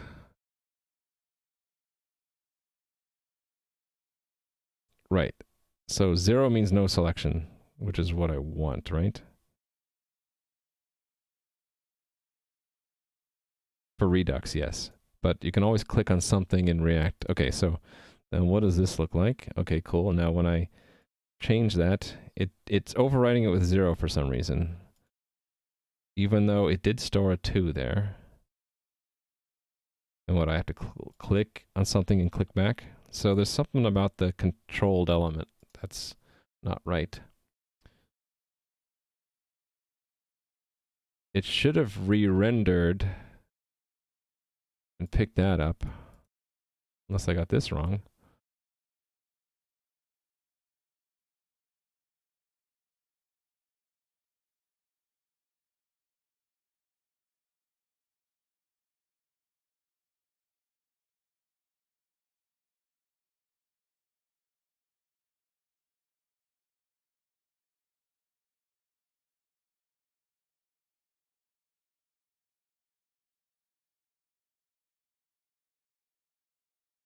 It's not one indexed anymore, playing this, because I fixed that. I learned my lesson.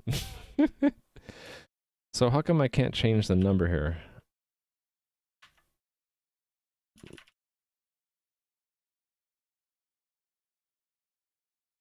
It's changing it in the React state. And in the end, that feeds back. No, it doesn't feed back to Redux until I hit submit.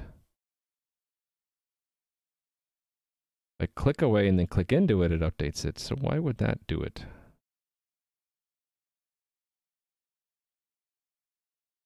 Oh, is it the hook that's doing something? If I set click 2, it does run that, so it is re-rendering, but it's not running the hook. So what is the hook doing that I'm missing? That just calls the setter. What am I doing wrong? So clicking out and then back in again.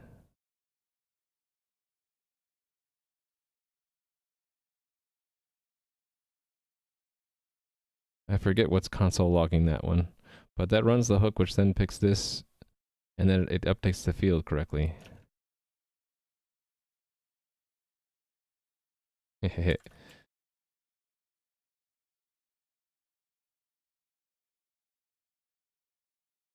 Oh. Is it not re-rendering? Because I'm not seeing that when I click here.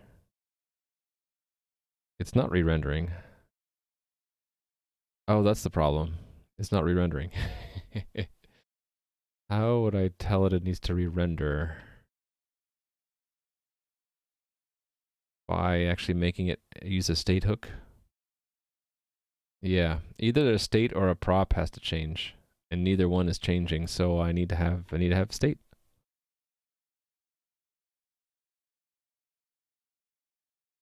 Okay, we'll make it state then. This is selected tile access. Set selected tile access. And it will have, I don't know, 0 in it. Or, yeah, I ultimately want them to be integers. And so this will go and do that. Correct? I think so. That'll force a re-render. I just have to be careful about this thing here.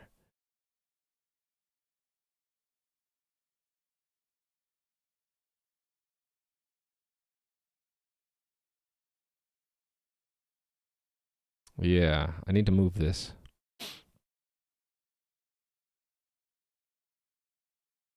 Or do I remove this? Do I need this anymore? No, let me comment this out.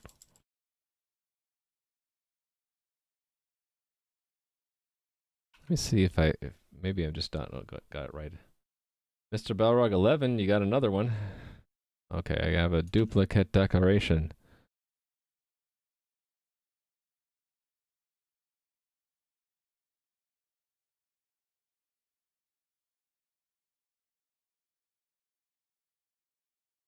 I just need this to be a different name is what I need.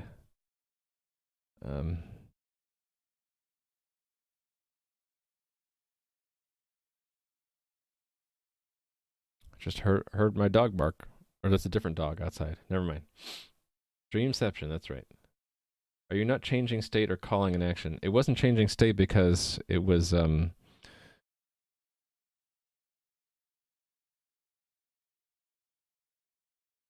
it wasn't the tiles wasn't changing shallowly. Actually, I guess it was. Hold on. When I would type it, it should have updated. So it didn't do a shallow change. There was a deep change in the structure, not a shallow one. I think that's the problem.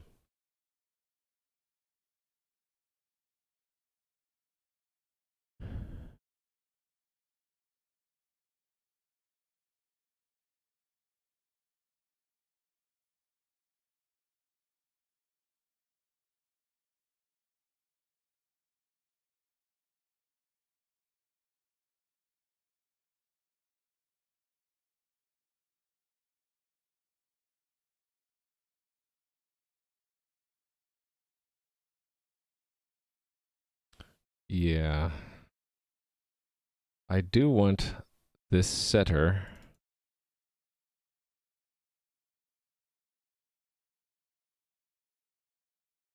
I want this state to be tied to the DOM so that the on change can use that, but then I also want this to be called when it changes. So would that be just something I just always do if it's different?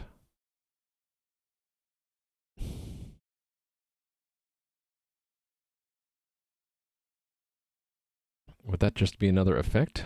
I think it's just another effect, isn't it? So use effect. I think that's what I want, actually. So this tied to a selected tile access, right?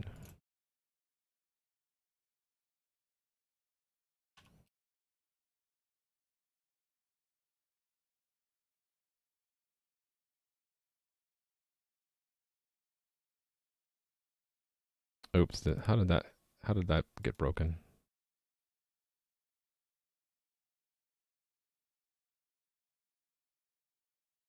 That goes there.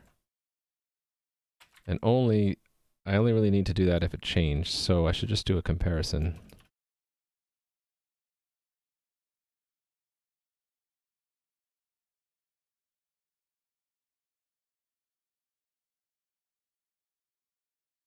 And then these get called in order, right? Actually, it doesn't really matter.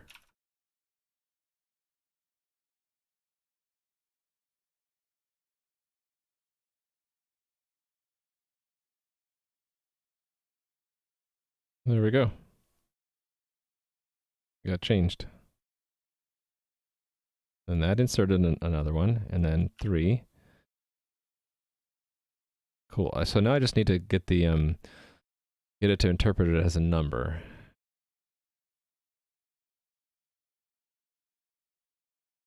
So I think I need a custom setter. Right now I'm just doing that. So let's make a custom setter. Change int field. I can couple it with a validator, right? What did I use a validator at some point? When did I use a validator? Is that what it's even called, or is it validate?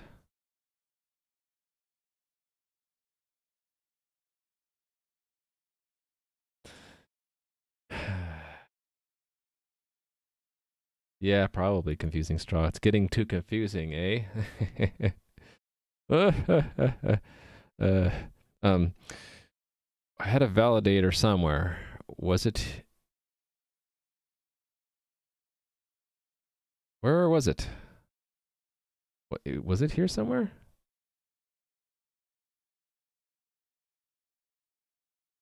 I don't see any validator. It had to, I know it used a ref, so let me just search for use ref. What's this scroll lock? Oh, for chat, yes. Not chat. Not reCAPTCHA. Email ref, I think this is it. Validity.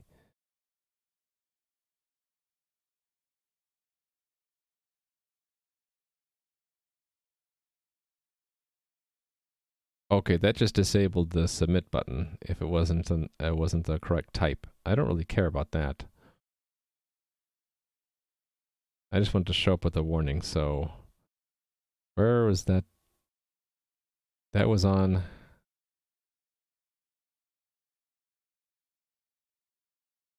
Oh, it's just type. So I can just say like I can look up what the different types are. There's probably a type for number, right? Hmm.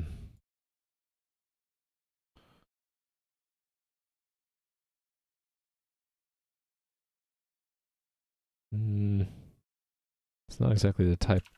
Do I need to look at this?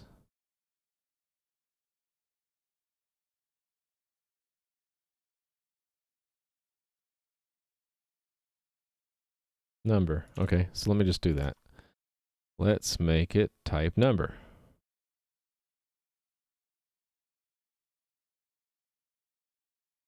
Number. That won't correct the type that I get back. It's always a string, right? I need to still do that. So I can do A, and it won't let me type it. Actually, maybe that's good enough. Oh no, hold on. I still need to do a toInt, right? So it turns out I didn't need that.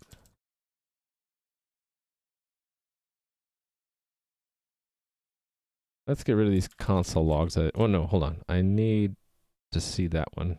I don't need that one anymore, or that, or that, or that. It's this one, right? So I need to, how do you do toInt? I don't remember. Is it just toInt? No.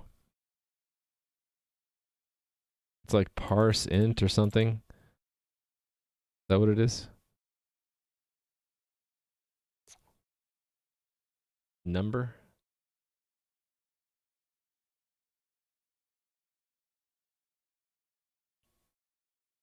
What's the difference between parse int and number parse int? Parse int handles different Redux. So does this one. Yeah, it's a string. Yeah, because the DOM, the target value is always a string, but I want to. It needs to be an integer. So I fixed the type of the HTML input. So it is type number. So it won't let me type something that's not a number. I just need to interpret it as a number in the setter.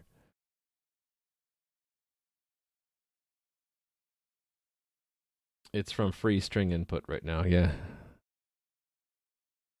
So yeah, which one would you use? Number parseInt or parseInt? Why are there two of them?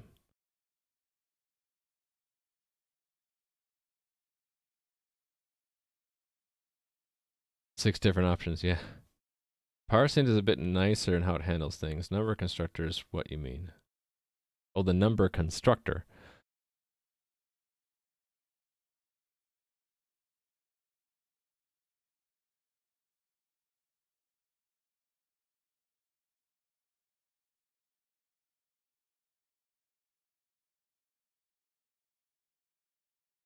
It'll always be a number because the DOM will guarantee that for me. I don't know why I'm being so picky. I can just say parseInt. 10. There. Spending too much time on it. Doesn't matter, yeah. I get intrigued by like, why are there different options? There we go. So, oh no, it's still a string because I didn't use that in the DOM. Shame on me. There we go.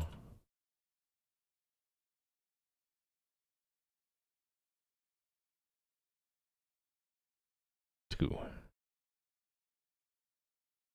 Excellent. So, the idea is that all of these need to be ones.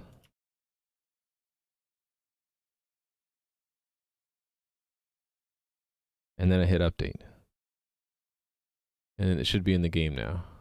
Let me look at the game journal.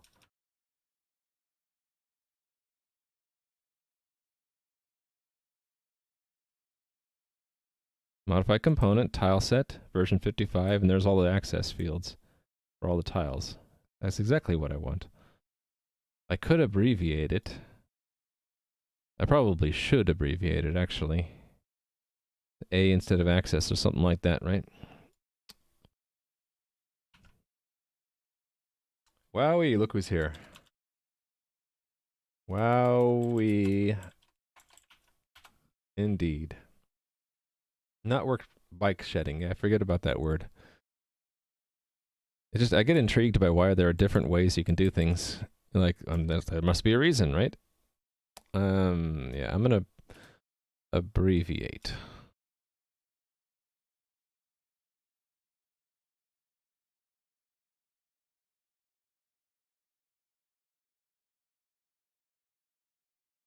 Or should I abbreviate?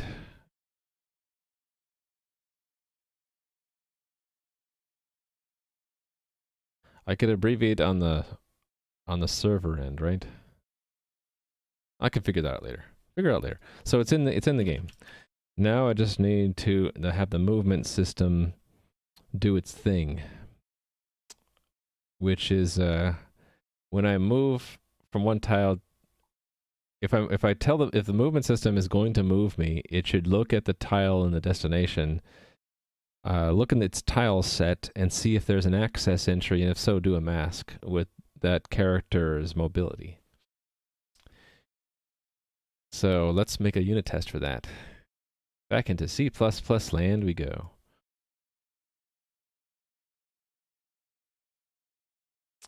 Components. I need to break this up too because the test is getting big. Where is it again? Components test. It's almost 2,000 lines long. Oh, what's that? Yeah, it's just font ligatures. So like that. If you just turn off the font ligatures here, it's just not equal, right? I kind of like the font ligatures.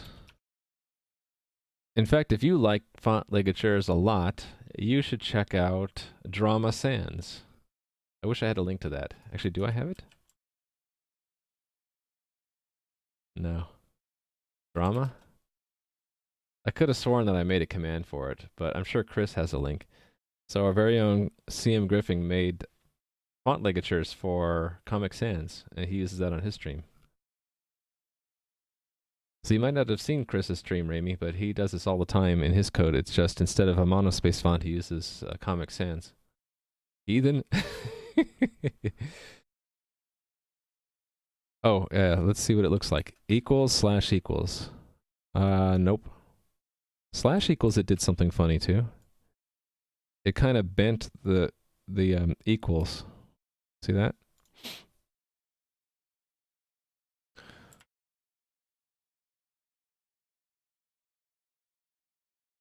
Eh, to each his own. I don't know if I like this per se, but I believe that's the mathematical symbol. That's the like triple equals, right?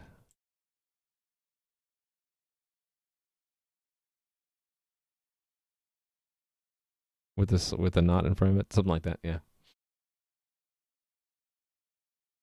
All right. So the test. Back to components tests we go. New test. The test will be called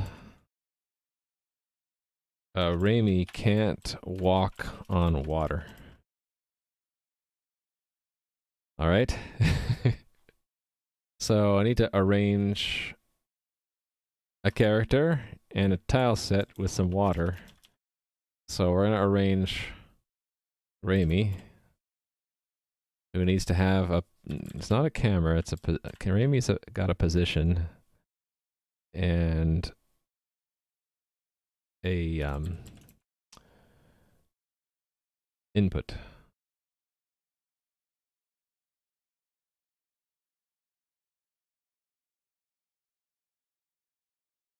Set to move to the right 1 square. And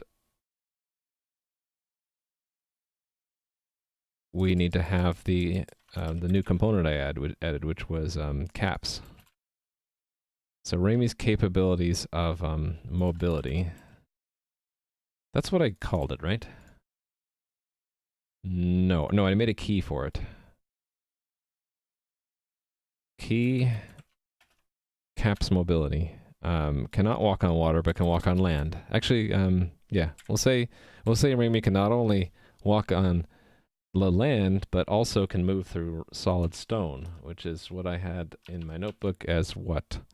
8. So 9, right? Rami can walk across the ground and through rock walls. Now be careful. Did the accounts get reset? No. This is just my test environment. The production environment, there's still, all the accounts are still there, including Rami.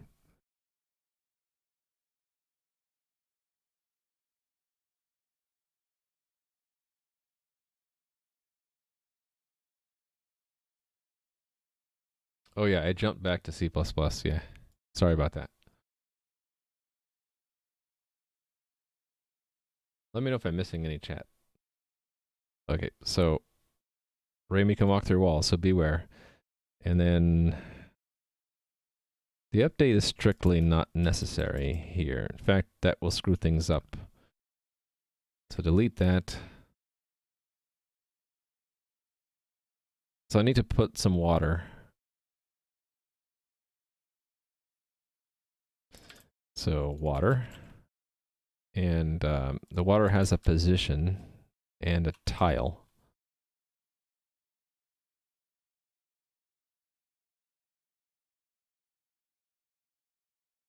It will be right to the 1 square east, depth 0. And the tile component has an ID. The ID and the tile set are the ones I care about, I think. I have an example of that. Tile set. Yes. Something like this.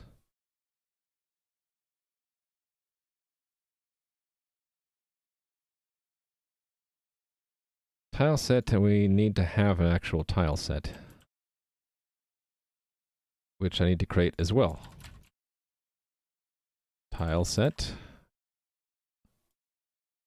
And the tile set needs to have a tile set component. I believe that's what I called it.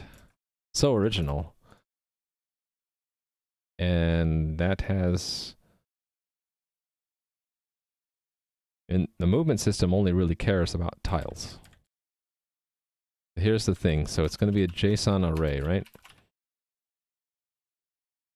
And here are all the access flags. So it's JSON object. And it will have access to. So it's water.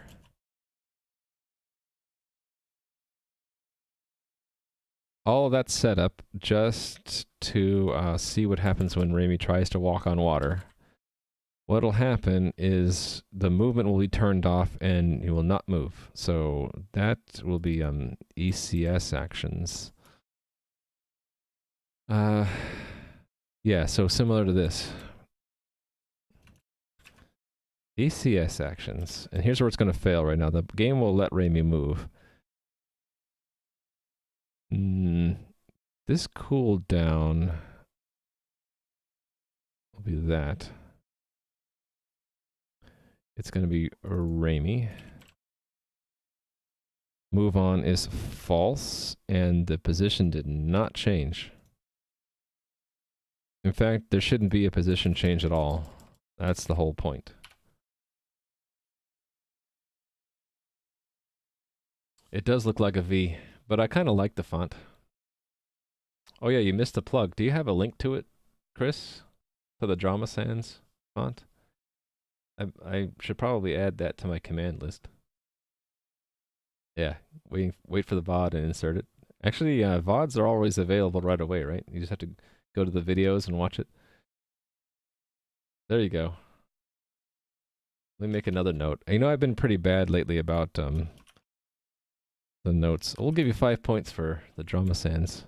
I need to make a drama link because I'm hoping to use your Chatterlay and use that font for my chat up here. And I'll at least need the font link for that, right? Or if people ask me what the font is. Yeah, exactly. All right, so the test will fail, I hope. It will say that Rami can walk on water. Let's see what it says. So the move completed and a position changed to on top of the water. Okay, this add tile set happened. That I should suppress by clearing the feedbacks at some point. Oh, wait a minute, I'm in the wrong test.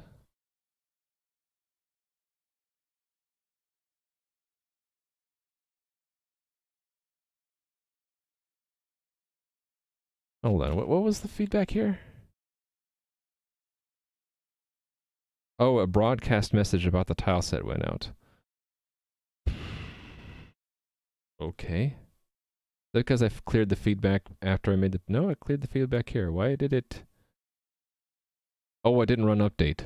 Okay, yeah. So I need to create the tile set, then update, then try to make Rami walk across water. Yes. So update there, and we'll create the water first.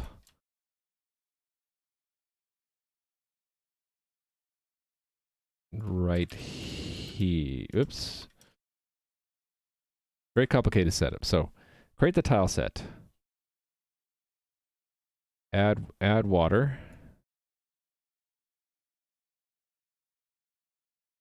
Strictly speaking, I don't need to do this until after this update, so let me move it. So we'll place the water first, place Rami next to it, wanting to move on top of the water. We do the update. we should get that the move turned off without any movement onto the water. And should not get the tile set announcement because that is taken care of early. Feedback is cleared after it's broadcast, and I don't want it to show up here.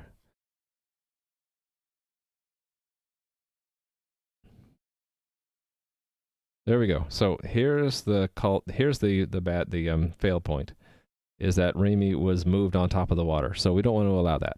So the test is, no, you're not going to drown. We're going to keep you from walking onto the water. Essentially, this says the expectation is that your move will be turned off, and this move won't happen. You'll stay where you are. You will look at the water mournfully, thinking it would be nice if I could walk on this water. That's what's going to happen when I change the code here in the component, in the movement system. Movement system. Right, so it figures out, based on the key you want, which direction it's going to move. And right now, it turns off the movement. If you didn't move, does nothing. Otherwise, it's going to move, always. So here's the point where I want to do the check, right, I think. We're going to look at the new position and see if there's any tile that we don't have mobility to walk on top of.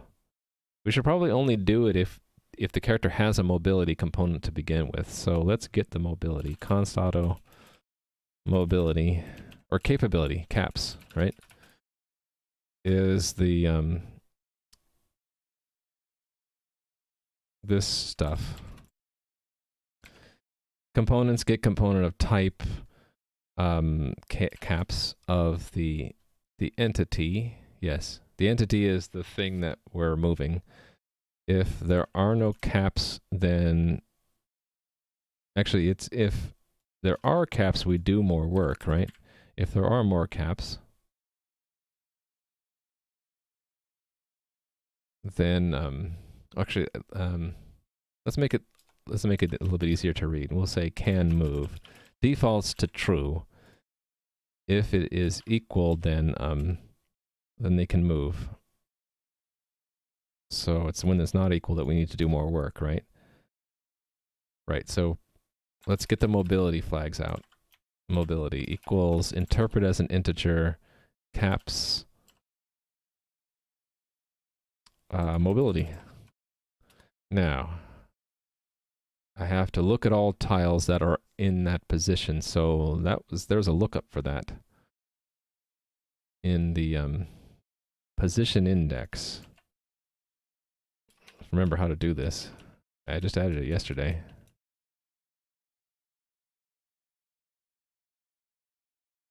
This is it for every entity and the position index at that position. Exactly, and we'll end up getting the tile, so that's exactly what I want. All right, so for looking at the position index in the new position, we see, is there a tile there? If so, we need to say, does it have a tile set? So there are a couple things that could be. Either there is no tile, or the tile doesn't have a tile set. That's realm server key tile set. If there's no tile set, then don't bother. And then, right, so it does have a tile set, so we would get the tile set number here to interpret as an int tile key tile set. Now we got to look up the tile set, so that's another thing here, because the tile set might not be valid anymore. Okay, this is the tileset entity, and this will be the tileset component. Find the tileset component for the tileset entity.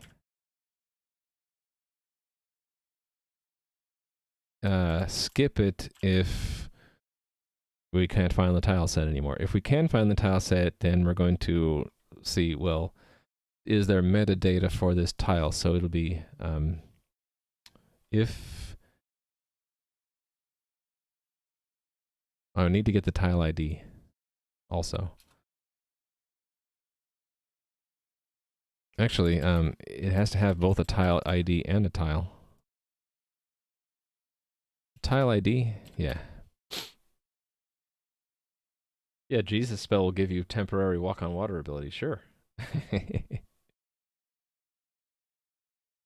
No death today. No death allowed.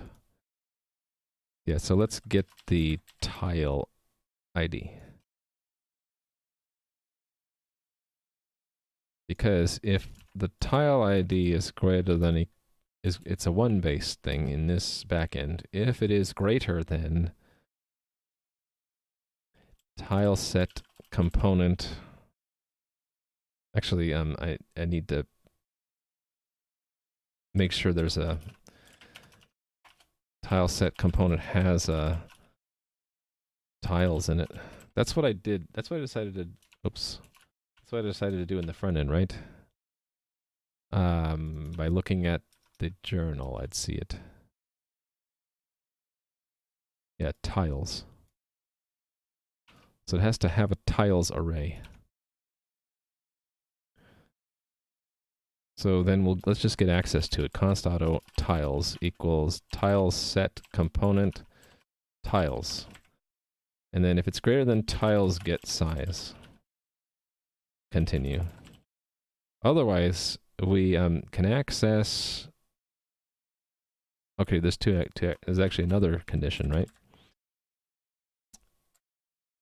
It might not have an access field, so or not tiles tile ID has. Well, this will end up dereferencing more than once. That's fine. Okay, it doesn't have an access. All right, if we get all the way down to here, we're gonna do the bit mask. So if let's just get it out. So access is tiles tile ID as an integer access. Finally, here's the mask. Here's the moment you've all been waiting for. If the mobility bitwise and with access is 0, then can move is false. And we might as well break at that point. Break out of that for loop, and we cannot move. So if not can move, continue. Okay. Now let's see if that passes the test. If so, we'll make sure I can't walk on water anymore. All right, run. Still let me walk on the water. So let's step through it and see what I did wrong. Not surprised, there's a lot of code there, so put a breakpoint there. Debug. Okay. And we got our capabilities. We got our mobility. It's 0. That's wrong mobility. What's caps actually have in it? M. Oh, there's a key. I'm not supposed to use mobility. Okay, that's one bug. There's a special key for that. Key position, no, caps mobility. There we go. Can we get this in the background on loop while we're working on this? Walk on water. You can feel free to put it on loop locally for yourself. If it helps in the drama. Okay, debug.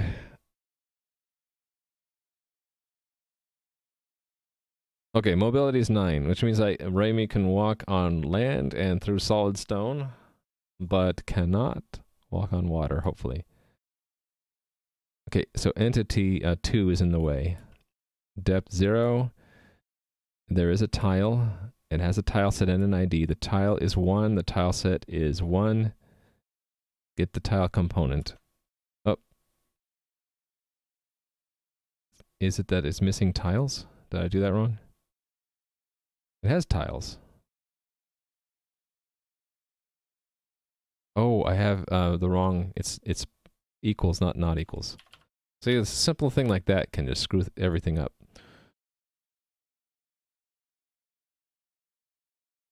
Oh, still wrong, so we're going to continue debugging. It should get down to there now. All right, so we get down to here. Tiles is an array. Tile ID was, oh, it's gotta, I gotta, account for the base of 1. So, actually, that tile ID could be 0. So, I should say if tile ID is, if there's no tile at all,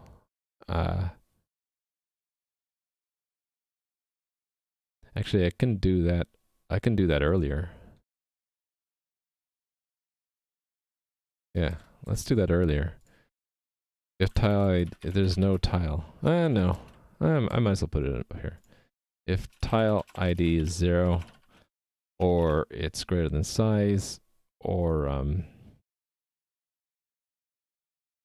there's the dreaded -1 that I'm gonna get hell for, but that's okay. The font ligatures are still confusing. I could turn them off. Here, I'll turn them off the rest of the day. There we go. No more confusion. I'm flexible. Not for you? Why not? I feel like I should. I'll turn it back on later. I'll alternate. How about that? Then it'll get people used to it. So now you see what it really is, and then when I turn it back on, you'll be like, okay, I remember that. All right. Yay, Raimi can't walk on water anymore. So I should have another test. Who am I going to pick on now? Who am I going to pick on? You guys don't mind me using your names, I hope. Let's say Mr. Balrog can walk on water. Ooh, he can. So let's just remove the Mr. That way it's more anonymous. Balrog can walk on water. So same tile set, same water. Instead of Raimi, it's going to be Balrog. And Balrog has the capability to move on water and stone and the ground, so that's 11. 1 ORed with 2 ORed with 8. Or if you prefer, you can add them. 1 plus 2 plus 8. 11, right? The expectation will be that Balrog not only stops moving, or that the move on turns to false, but also that the position is changed. So let me look for that, this kind of a thing.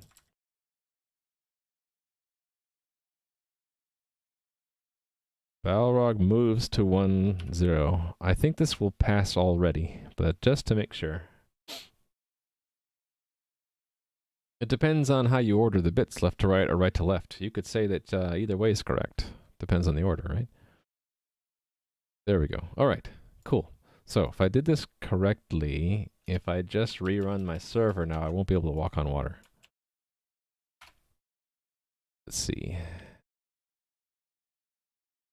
I'm getting some cluster timeouts, by the way.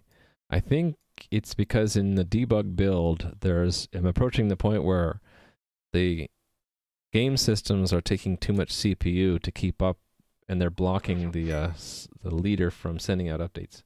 Thanks for the follow, Cyray. Okay, back. That's the admin's point of view. Where am I? There I am. Okay, I'm moving on the land. Let's move over the water. Oh, I can't move. I did it. I can't move on water. Cool.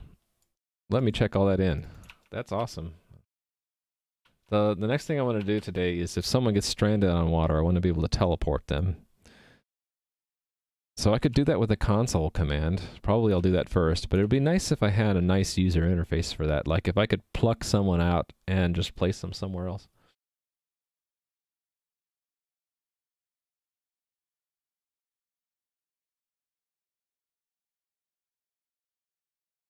Oh, are you, is there a rivalry between Belgium and the Netherlands? I thought you guys were all friends. Okay, let's check this in. So I added mobility. and capabilities for players. So that let me do that check-in first. That's an unrelated change there. Here's the capabilities. Capabilities added to players. So add capabilities to players if they don't have them.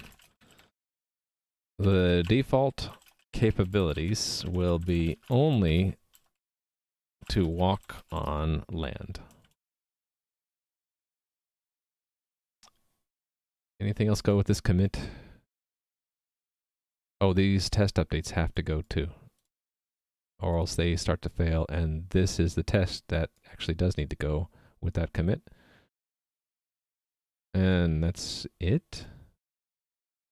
And this, I saw a one-line fix I wanted to have in its own commit here. So this is remove unnecessary variable from we'll call it a closure.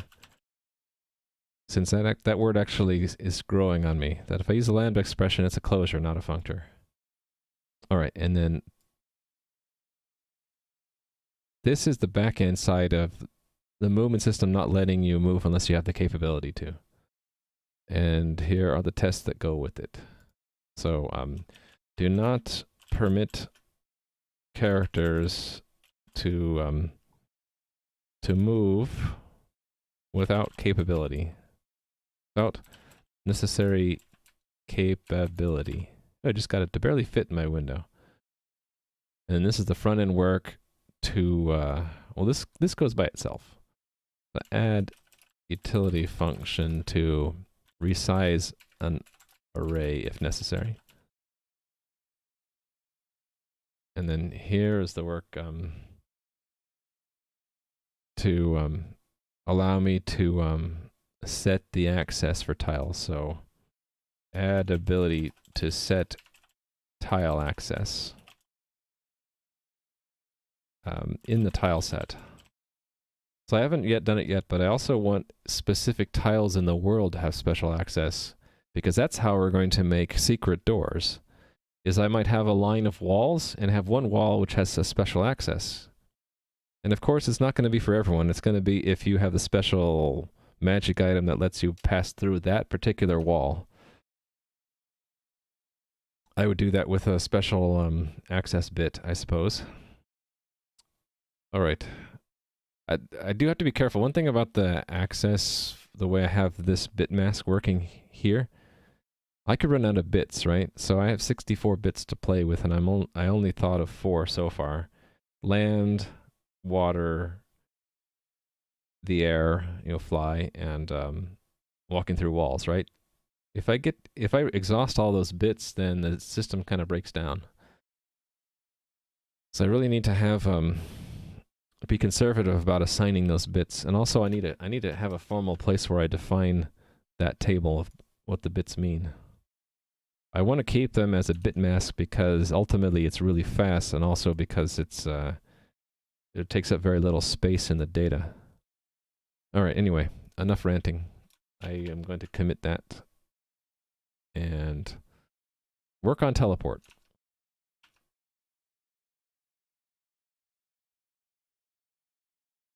And then do some refactoring, because right now it's very slow. If I were to push this into production, I think I might have trouble there. So I might do a little bit of refactoring today before I push it out to production. Or I could just put it out to production, and then we can all laugh at how badly the server crashes. So yeah, this system of just blocking you entirely is very basic. So this could be extended to be that you can move, but maybe your cooldown is increased, right? So if you were walking over marsh, it might increase the cooldown, which right now is hard-coded up here, right? So right now your cooldown is a quarter second. Maybe the cooldown is greater if you're walking over mud or a mountain, right? So there are other things I can do rather than blocking you. Maybe you can still move, but if you... where's the code? Maybe instead of masking with your mobility, the access could check something else, or there could be another key for the tile, like poison chance, and then you maybe a random number is rolled at this point, and like at 1% of the time when you're walking through the marsh, you get poisoned. That's exactly what they had in the Ultima games. That's why you never walked over the marsh if you could avoid it, because you get poisoned, and it was a pain in the butt. So I could do a lot of other things in the system. Most of this work is to just get the data to the point where we're doing the test and then making the decision that we're not going to let them move. This is literally how moves happen, is modifying the position component of the entity to change just a part of the position component, and that's the coordinates, right? So teleport's going to be a similar thing, with the additional factor that I might also teleport change what zone you're in, and put you in the Twilight Zone, or put you in my pocket dimension where you cannot escape until you hand over all your weapons. I don't know. This is the cool thing about game dev, I think, is that once I put the machinery in place to do stuff, then I can flip over to the creative side and just think of, well, what do I want the machine to do? What zones should exist? What are the rules for transitioning between them, right?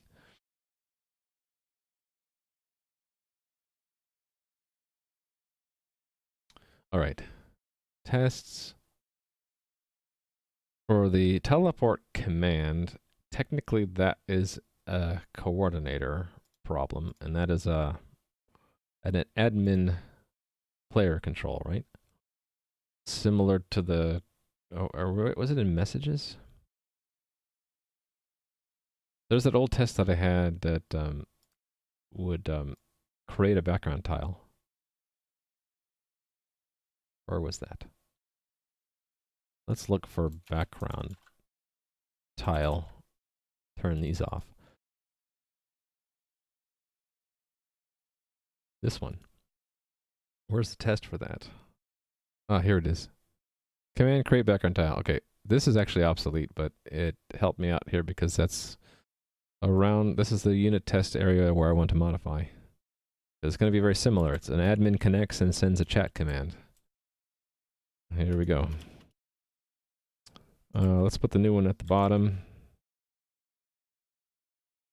Coordinator ECS. So command teleport entity, really. So I should probably make it easy to type. How about TP? And then we need to define a entity to teleport. So where do I do create entity? I want one with a tile. Do I have one with the tile here somewhere? I don't have one with the tile, do I? I'm gonna have to find it somewhere else.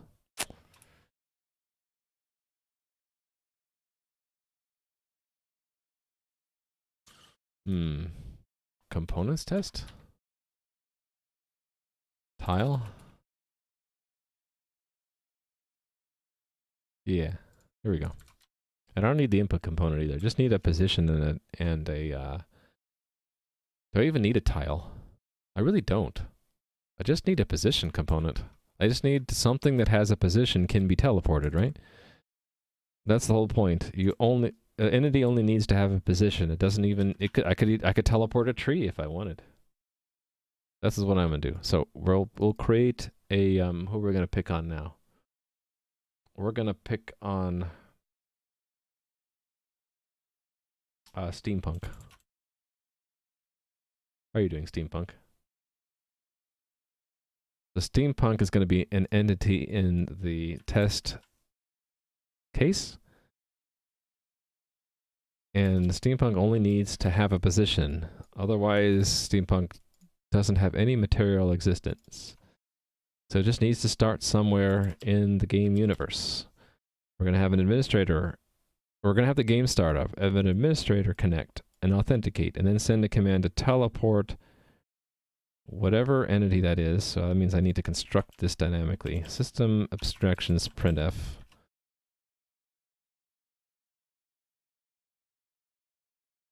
Teleport some entity number to some coordinates in some zone. Let's go to zone 42, shall we?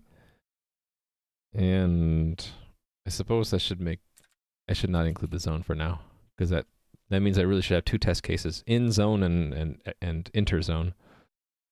Okay, that isn't defined because I haven't included the right header. String extensions is needed for sprintf, and steampunk goes here. So we're going to teleport steampunk to some coordinates. So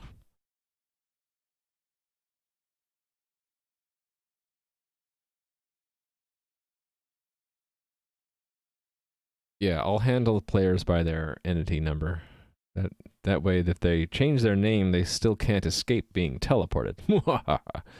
Okay, so it'll be entity moved. What am I doing? I should just replace all of these. Entity moved. Okay, so an entity is moved if we find an ECS command of modify component. And well, the variable really should be called component modified. We'll expect the modification to be the position, not delta. Hold on, it's delta to whatever coordinates I put in there, and it did not change the depth. And that's what I expect. Oh, the tile does change? No, it doesn't. That's that doesn't happen anymore. And it is, what is this?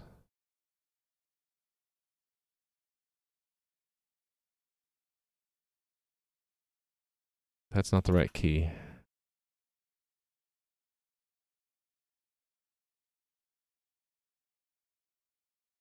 Hold on. What key is used for that?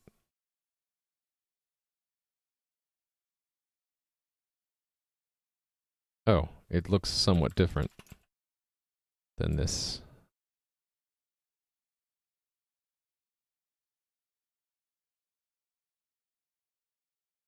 Hold on.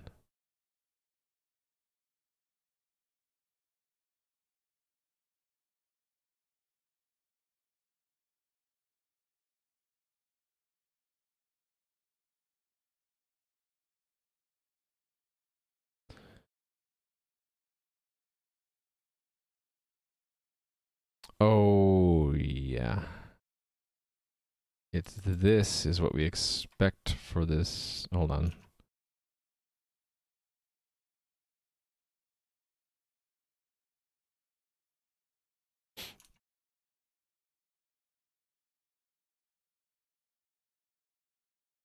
Can't I just expect the entire action?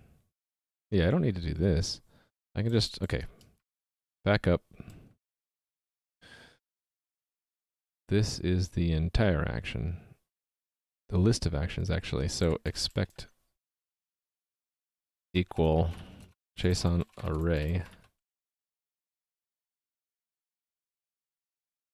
with the object in it with this key equal to modify component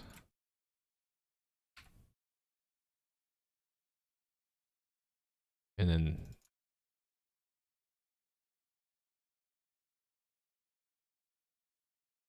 set that as early as here. Remove all of this stuff there.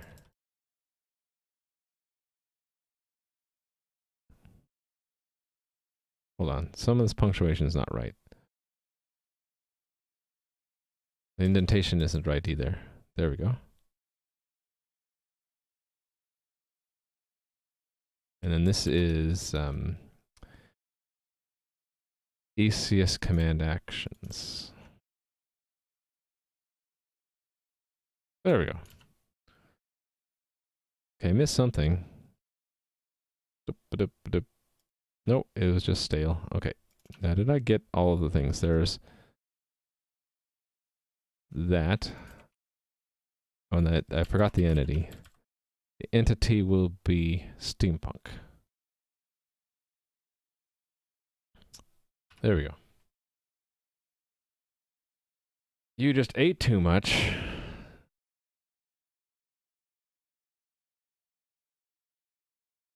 Trying to think of a meme that goes with that rally, and I'm coming up dry. Okay, yeah, I didn't expect the action to actually be performed because we don't have the TP command in existence yet, so let's add it. Teleport. Where'd I put this stuff? Create background tile. Wherever I put that. It was here. Oh, right, I had chat command handlers in particular. So this is EC teleport.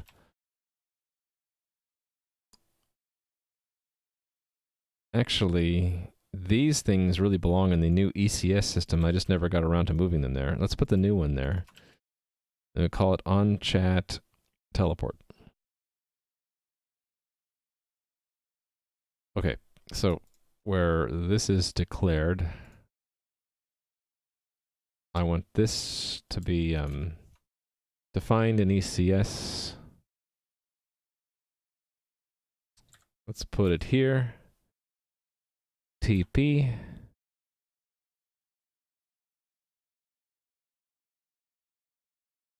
TP, yeah. On chat teleport. And then we want to copy some of this stuff. Yeah. Some of this boilerplate is handy. So we're going to copy that over to this file. Eat to live, don't live to eat. Yeah, that's a saying, not a meme. That's actually a nice saying, too. On chat teleport.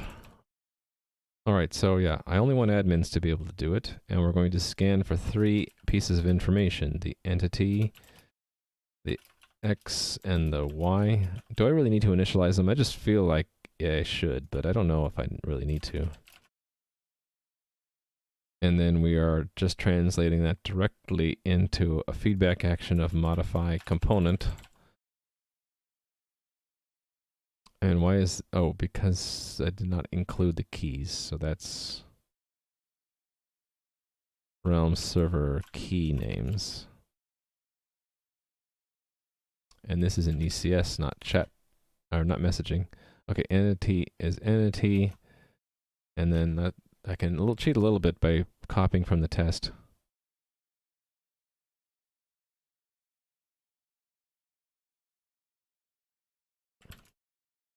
Position component and the delta. And there's where I put X and Y. Append or forward it. There we go. Oh, I missed a step, didn't I? There was a secondary table. Where is that done? Hey, well, actually, I could find it if I search for that. Messaging. There's the secondary table. TP goes to ECS teleport. Alrighty then. Let's see if I could teleport steampunk. Virtually speaking. Yay, it worked. Okay, so that means I can try out for reals. For realsies. Okay. I'm going to teleport my character into the water because I am a vicious person. Actually, I would like to pop up here to show me the coordinates so I know where I'm going. Let me do that real quick. That's not a whole lot of work. That is in the front end again. And that's in the middleware for drawing the phaser stuff. That's middleware stage. And it's in update pop-up that I do this. So I get a tile X and Y, but I need to know my camera position too. So let me get that. const camera position equals get state add, is it admin? I can't remember. I think it is. My reducer which would have it. Yeah, camera position. Alright, and then I can get the world x and y from that. So const world x is tile x minus camera position x minus, right? I always get this backwards, minus and plus. It would be plus. I don't know why I'm so bad at that. Get the sign wrong all the time in my math. Okay. So here where we're adding text, I should have a helper for this. I've just been too lazy. I've just been copy pasting, and I'm gonna be lazy again. It's this much of it. Let me copy twice. I know it's horrible. This will be X label. X label. And then this one will be Y label. And then this will say X, and then it'll be world X. And this will say Y, and this will say world Y. I could probably put it on one line, but there we go. So now I have world coordinates. Let me make sure. 3, -2, 3, okay, cool. Let me teleport Raimu into the water. So that is ECSTP identities 523. Position, let's put them out here. 6, -3. Whoa! Try to get out of that predicament, Raimu. Ah, I'm stuck. I can't move. Rescue me. So someone says, oh noes, please rescue me. I can spell it right. Hold on. Sigh. ECSTP 523 to 2-3. That's okay, cool. Worked. I am rescued. Yay. Okay, let's check that in. That wasn't so bad, was it? Add ECSTP command to teleport entities in the world. And it's in zone right now, but I can extend it later just by including the zone number. Okay, now I have a question to ask myself. Given the amount of time I have left, I could try to push this to production and then let you guys wander around in an enlarged world, or I can do some refactoring first.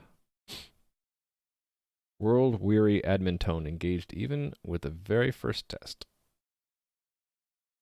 Yeah, just anticipate people will be like, I'm stuck. Teleport me to safety. At that point, I'm like, okay, I guess today will be adding the code to promote moderators in the game. So if they can do it for me instead.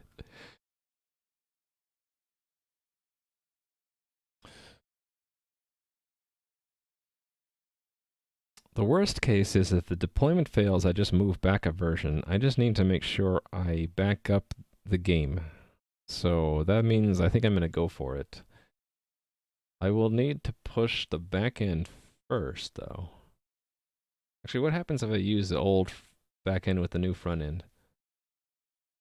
It'll probably still work. I don't know, you guys want to see? So it would be a matter of just pushing the front end now and seeing if the game completely gets smashed. So let me at least mark the version number of the front end. Package JSON, we're going to call it 112.0, and we're going to say bump front end to v112.0. And then I'll do my little tag thing. Tag front 112.0. Push tags. How difficult or silly would it be, assuming you had content from all parties, to dig up the source code for Ultima 5 and make it an MMO? How difficult would it be? Oh, what happened here? Interesting.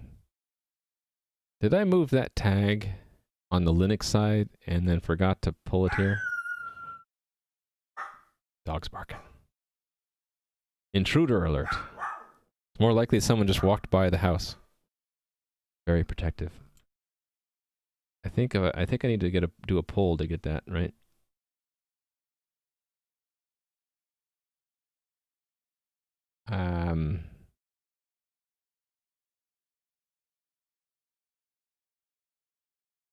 The poll didn't update the tag. Okay, I'll just delete the tag.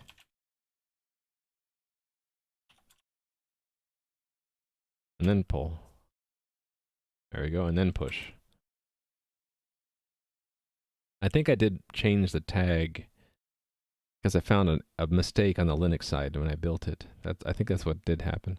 All right, so let me go turn on my Linux box. I need to turn off the camera for just a moment.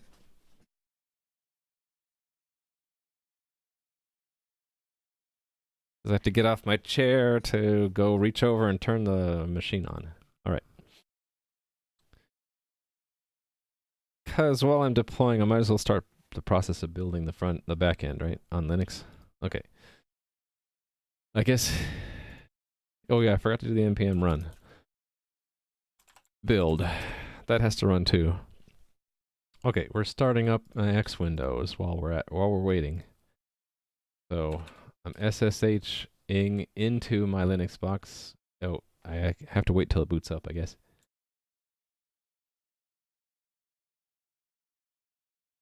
There we go. Get a session going. Ultima 4 code is publicly available?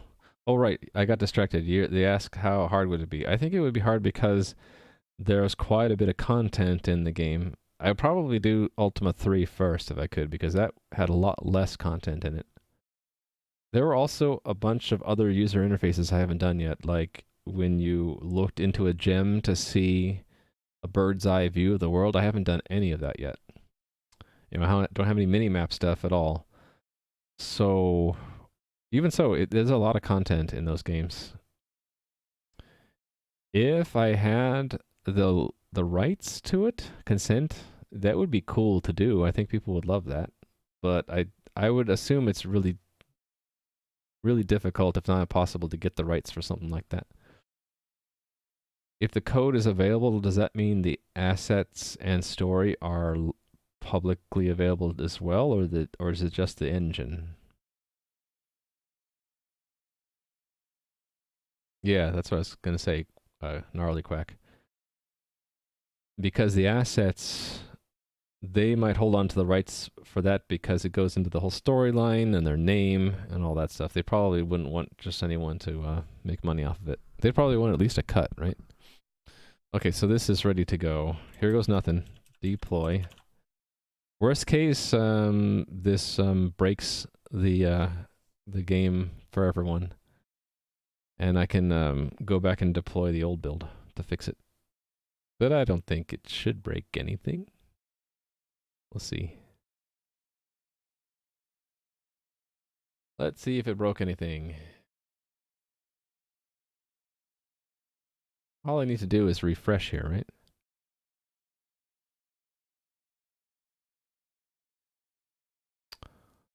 Well, it broke the admin's view of the world, that's for sure. It seems to have broken a lot of things for me. But maybe normal players can still... Let's try to log in as a normal player. I have that in my password manager right now. To-do... Password. Sure. Oh, okay. It didn't break user point of view. It just broke the admin. So this is the latest version of the game, I think. Wait, that didn't break. Cool. At least it didn't break for normal users. It looks like it's totally, the admin console is totally broken though. This part is, yeah, I didn't touch this part, so this should be fine.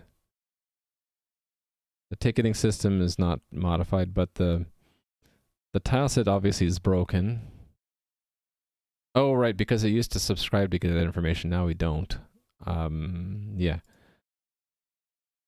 Okay, so that's broken, and the camera view is broken. But I could probably still do chat, right? Test. Yeah, that still works. Okay, cool. So it's not totally and utterly broken. So that's the front end. Now it's the more difficult thing is to do the back end. Back end deployment.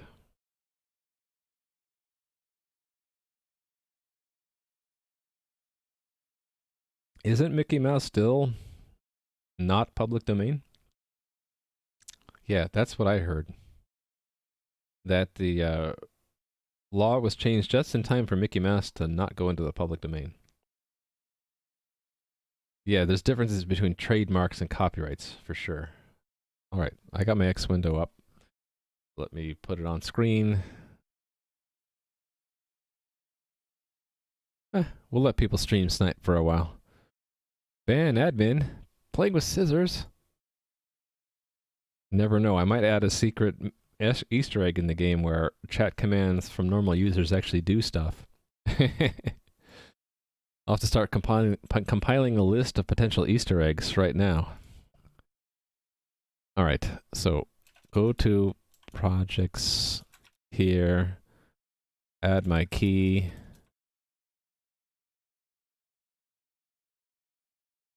Then we're gonna pull. I can do the release tagging here, actually. That way I can make sure it builds.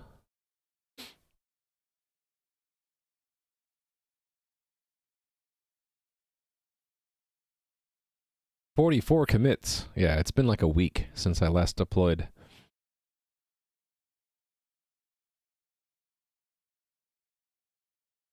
Okay, I should get this out of the way where I back up the game just in case. So I'm logging in off screen here to the Amazon EC2 instance, and I'll hit the snapshot button here. Let me verify I actually got a snapshot here. Yep. Okay, so then I'm going to take that snapshot and copy it out to backup snapshot. Okay, so worst comes to worst, I have a backup copy of the game. The game right now is 724 kilobytes, by the way. Interesting little piece of trivia there. So, time to build.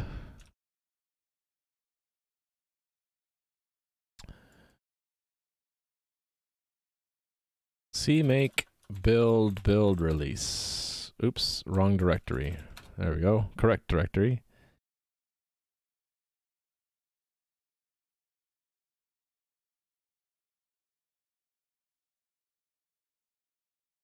Make sure I did not have any Linux specific warnings or errors. I wonder if this would show me if there are warnings only, or if it only shows if there are errors. Because it didn't show anything. Okay, anyway. Go so secrets. And I do .lpacprod.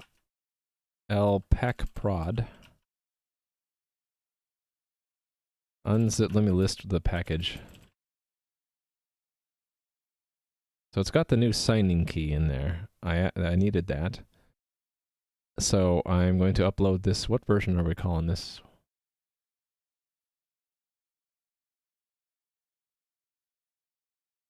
Oh, I should look at it in this window.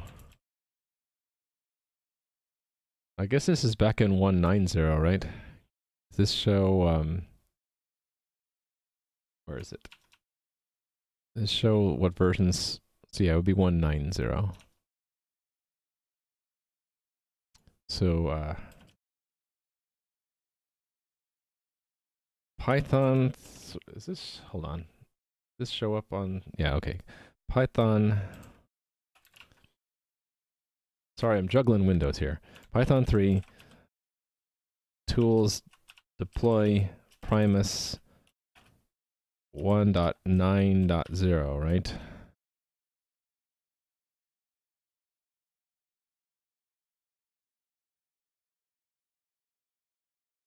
Connecting, uploading package. I like the package and deploy stuff. If I just wrote a quick shell script to do that automatically, it'd be even nicer. I could just hit a button. So I'm looking off stream right now on the other end to make sure I got it.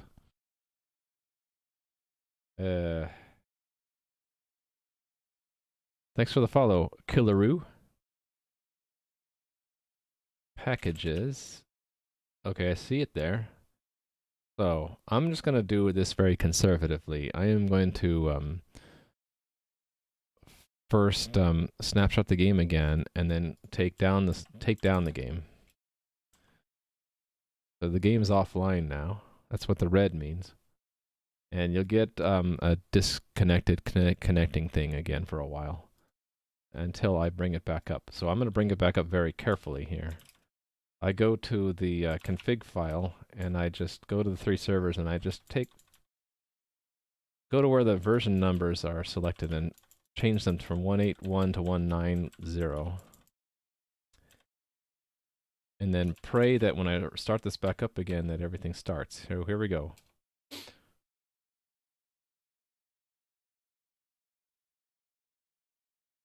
Oh, ho, ho, ho. It looks like it came back up.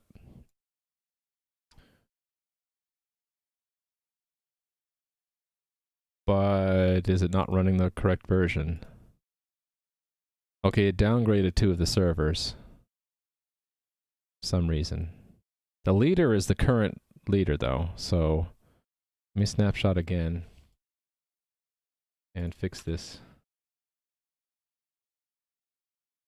2 of the servers crashed for some reason. Let me try that again.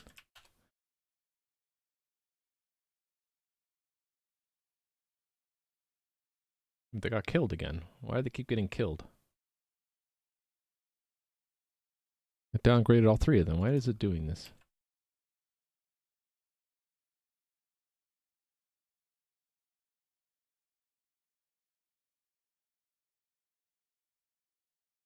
Hold on. The servers are starting up crashed, so...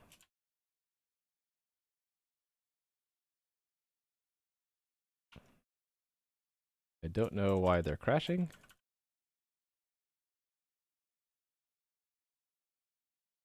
But let me take the, I wish I had written down which one it was. It was 3, right? 3 had a valid, 3 started up correctly, so it will have a valid snapshot now. Let me look at it.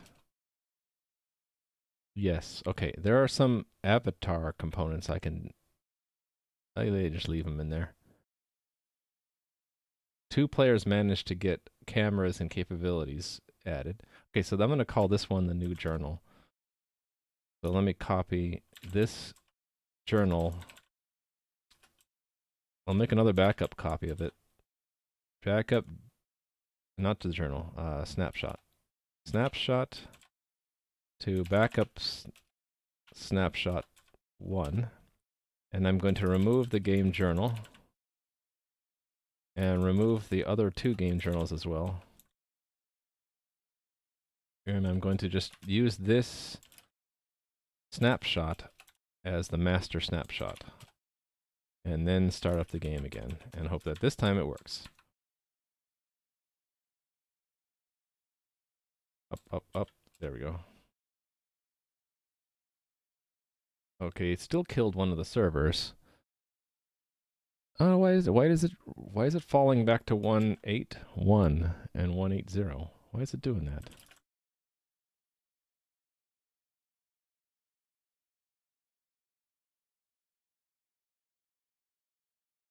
I need to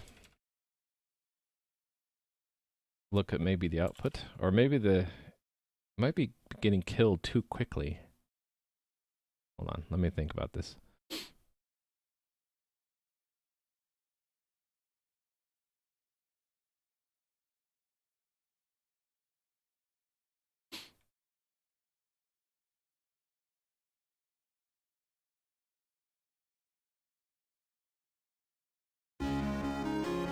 Oh, thanks for the sub. Who subbed? Killaroo. Oh, thanks for the support, man. Hopefully you're a man. I should just say thank you for the support, whoever you are. Killaroo. Can I show this on screen? I think it's just revealing an internal IP address in the cloud, so it's not too bad. I can just say what it's tell you what it's saying. It is killing 2 of the servers because it can't connect to them. I think because it's not waiting long enough to connect to them. So let me adjust. Let me adjust the time that it waits. I think it's expecting to be able to connect to the servers too quickly. We need to find out where that configuration variable was, though. Pipe. Oh, thanks. I try my best. Right now I'm in deployment hell. I hope to soon get out of this hell. Okay, okay, it's in my config file somewhere. I have something in here that sets like how long we should allow the server to start up for. Where would it be? Would it be here? Max server startup time? Hold on, is it even waiting 5 seconds? Which window is this? This one.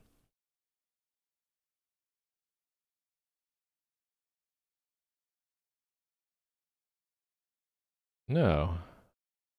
It only waited like 2 seconds and then killed it. Oh, because it wasn't able to connect.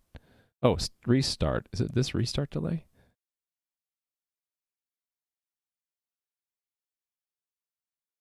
Hold on, let me search for what I'm seeing. Unable to connect.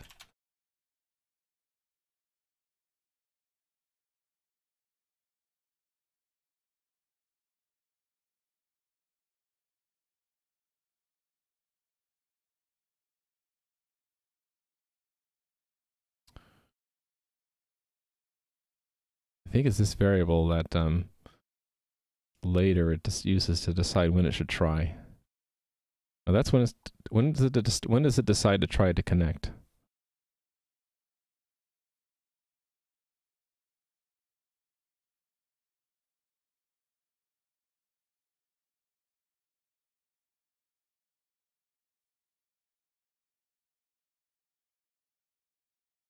This is not happening, so not that time. It's like it sees that it has the port, tries to connect, and it fails to connect. And so it says, okay, I'm going to kill you then. Why would it do that? Have I tried searching for my issue on Google? Don't know what my issue yet exactly is. It's my orchestrator program is telling the is deciding that it's going to kill the server because it can't connect. So it's getting into here and saying, "Oh, can't connect, so kill the server," and then mark that version as bad. So for some reason it can't connect. Oh, there's a timeout waiting for response. Is that what I'm looking for? Timeout waiting for response. Where is that?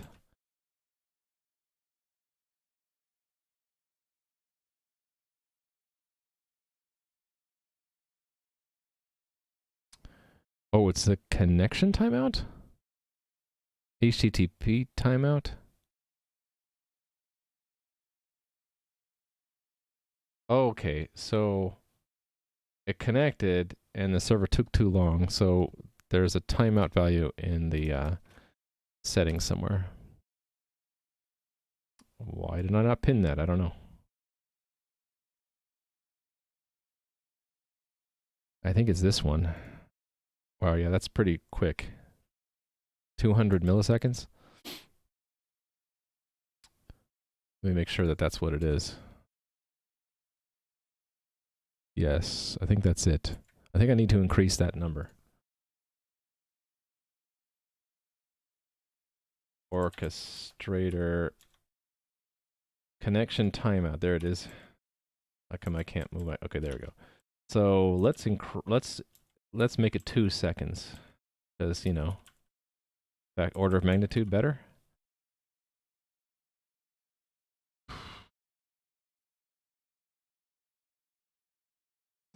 Yeah. Okay. Make sure everything is good. Start it now. Cool, it didn't kill them this time. And looks like it's up. Oh ho ho ho. We are up and we can move around the world. My tile got reset. I don't know why, but there, I fixed it.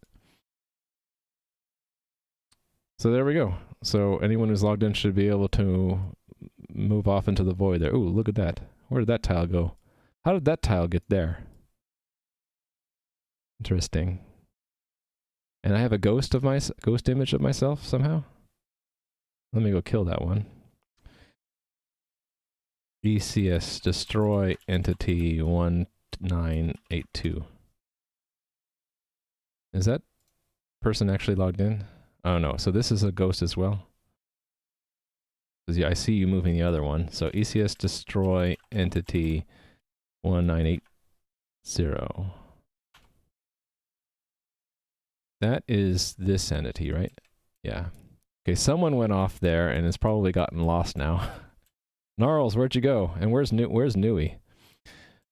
I think Nui, you're gonna need to rewrite your script because it looks like you got lost in the void somewhere.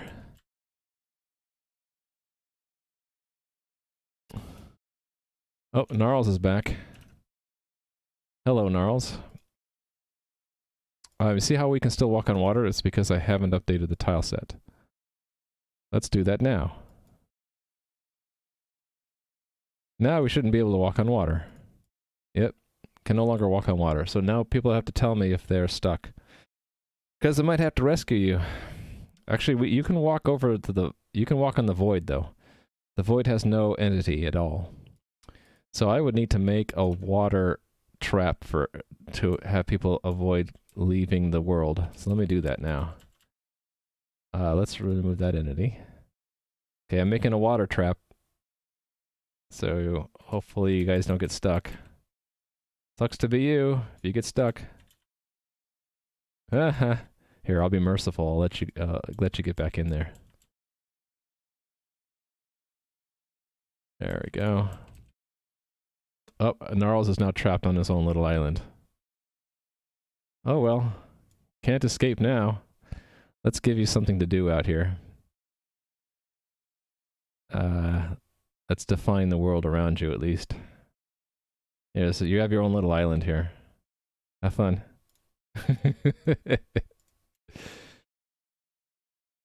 Okay, we'll build a bridge for you. Here, now you can escape.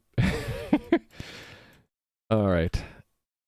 I was a merciful God and left a hole up here if you're stuck out in the void and you managed to get back.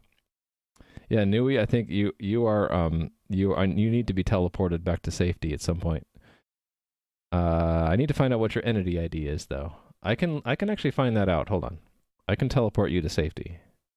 I just have to cheat and look at the backup copy I made a second ago. Backup snapshot 1. Let me find Nui. Nui is entity 1966.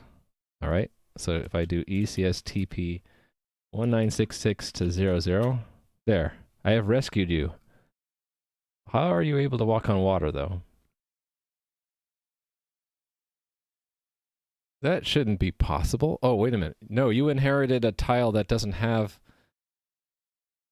No, you shouldn't be able to walk on water. How are you able to do that? Hacks. You've hacked the game somehow.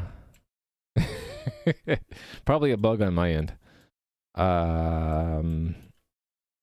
I bet if you reload and I teleported you back to safety, you would not be able to get to the over the water anymore. So enjoy your water walking skills while they last, I guess.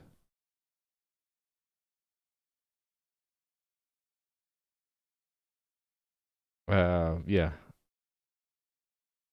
How would I fix that? Can you refresh? Or do you want to be able to go off into the void? I'll teleport you back again. Oh, I need to be on this window to do that, though. ECS TP 1966 to 00. Yeah, see, you shouldn't be able to do that.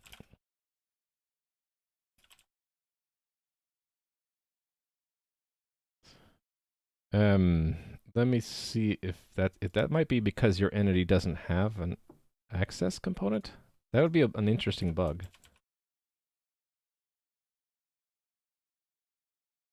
Oh yeah, you don't even have a capabilities at all. Oh, that's a bug. If your character has no capabilities, it'll not even check. There you go, that's the first bug. If you reload Nui, it'll create a capabilities for your entity, and then you will not be able to walk on water.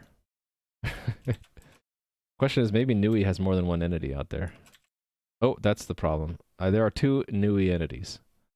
So if I destroy entity 1984, that's an interesting entity number. Destroy entity 1984. Now teleport you to the center. Oh, there goes Gnarls escaping out into the empty blackness. Yeah, I think I see the problem, Nui. You had two entities in the system for a while. Now if you reload, it will pick up 1966 and... Hold on. Oh, no, I destroyed the incorrect entity. Oh, shoot. I screwed that up.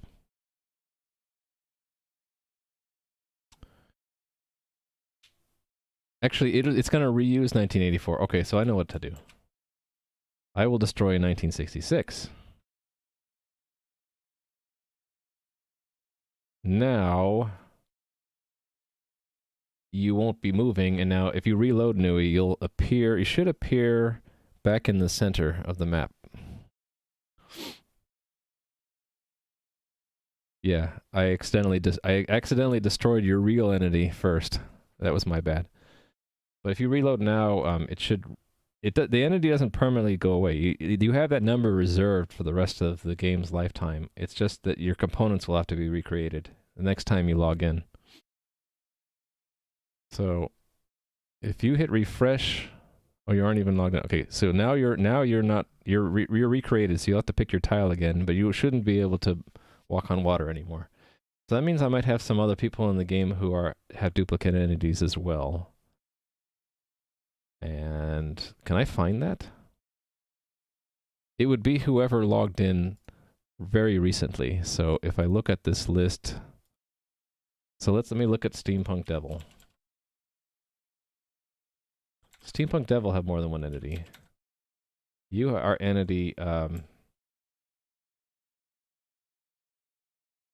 you don't have an entity, at least in the backup, so I don't know what it is. Let me hit snapshot and then grab a copy here. So copy Primus1 game snapshot to backup snapshot 2. Let's look at it. Steampunk. You're 1987. You do not have a duplicate. Who's next? Gnarls.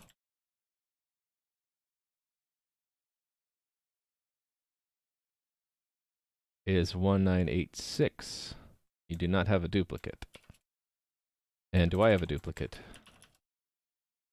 I do not. I'm 1983.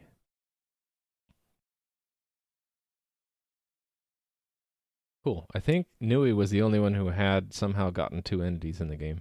Probably because your auto login happened right as I was making the backup game snapshot, and it was probably running an old copy of the game. Yeah, so weird sequence of events. I can totally see how that could happen. All right, I think we're good now, though. I should fill in. I should enjoy myself now and fill in the rest of this little island. Let's fill in this little island here. I'm probably good with that screen. No, Nui didn't break everything. Nui helped find a bug. In fact, I'm going to award Nui some points for that traumatic experience. Because why not, right? So plus 10 Nui for totally on purpose finding duplicate entity problem. during deployment. And for the traumatic experience of their character entity being destroyed and having to be recreated by refreshing the client browser. Yeah, okay. Okay. Let's fill in the rest of the world. I'm gonna enjoy myself a little bit by doing a little bit of artsy stuff. So we'll put some grass here. There's a little island down there. I need to fill in some land up here, don't I? And then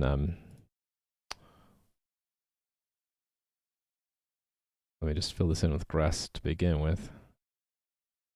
And then I kind of want to make it so you can't see any voids. So that means I'm going to fill water out to the edge of vision here.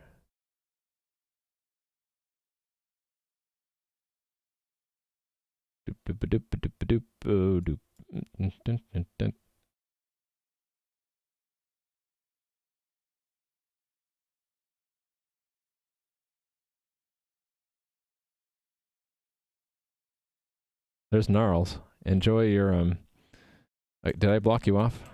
You still have a chance to get back to the starting area. Or you could go off and make your own area. Well, actually you can't because you're not an admin. I could make an area for you somewhere, but you'd be very isolated and lonely, I think. This is totally cool. I kind of feel like I now have a game world now. Now that it's in production and we can, I can fill this in so that you can't see beyond the veil, so to speak. Maybe I'll put a hint of land that you can't get to, just to torture people. What do you guys think? The production server actually keeps up pretty well. I wonder how much CPU this is costing to be doing all these game changes at once. Because every time I move my mouse to another tile, it is sending at least 3 commands through the entire cluster. Create entity, and then create a tile in a position. And then feedbacks to all the cameras that might be out there watching. And every tile I add to the game is increasing the load for the rendering system right now. Don't taunt them? Okay. The vision range is actually quite extensive. I'm having to add a lot of water tiles.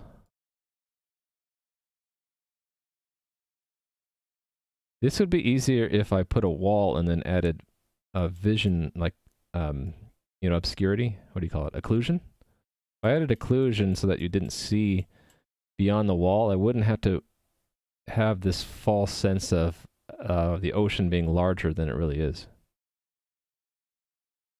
Oop. I could totally trap someone right now. You are trapped. You're in my little prison now. You cannot escape. Gnarls is stuck. We have a little bit of a cell there. Here, I'll give you some grass. Because I'm merciful. Here, enjoy the grass. Make the water a default void block. That's a good idea. So just paint water if there's no tile at all. Actually, I'm more inclined to make the default starry background. Like in the game, I can't remember what it was called, but there's a game where it was tile based, but you are a ninja, and you can go through different planes of existence, and on some of them there actually was void, but it would show as like twinkling stars. You can imagine this being a flat world. You go to the edge of it and you just see stars off the edge of it. But I like that idea. Let me give you a point for that, because then I wouldn't have to necessarily paint everywhere, right?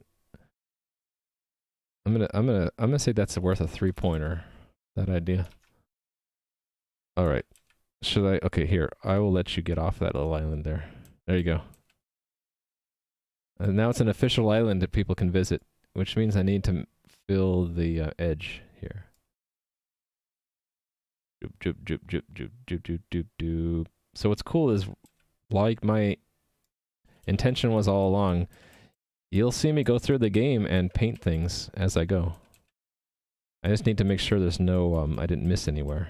So I'm kind of, even though I can walk on water, I need to make sure that there are no visible holes. I think I got it all, though. You've had points before. Oh, I missed some spots.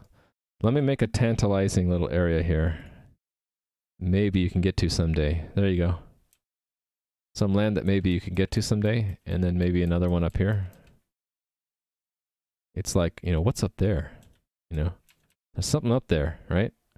Something up there that we can't quite see. And, oh, there's me. And, I don't know. How about down here we'll put something? Like a hint of something at the edge of vision. Let's put a single swamp block down here. Look at that. It's like, if only I could get down that far. You can find out for only $10. Oh yeah, there you go. Unlockable content. All right. Looks like Gnarls likes Gnarls' little island. I'll call that island the island of Gnarls. But watch what I can do now. If I was... So you're entity 1987, right? I think Gnarls needs some company. There you go. Oh, by the way, I fixed this thing. If you're in this chat bar and you click anywhere here, it takes the focus out so that you can move again. I don't know if anyone noticed that, but I did that a while ago. Should I make the road lead up there? Here we go. Oh, you did? Okay, Gnarlia. There we go. This doesn't make sense here, does it? Unless I maybe say that these are planted there. I don't know.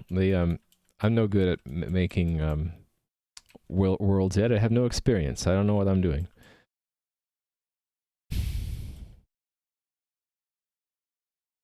This looks too abrupt. Let me add a little bit of contour to it. That's good enough. So a little bit of painting there. Are any commands implemented? Only there are commands, but only admins can do them. I could add a custom command. So probably some of the first commands I would add would be like yell and whisper and me. But I don't have them yet. I could work on them today. How much time do I have left? I've been going for 3.5 hours. I'm on bonus time now. Can you believe it? I got the collision mechanics done. I got the teleport command. I did the deployment even. And the only thing I'm like, if I run out of time, I'll do refactoring. But I could do anything I want. Anything you guys want. I could add a command now if you want it. Oh, a command would require a deployment though.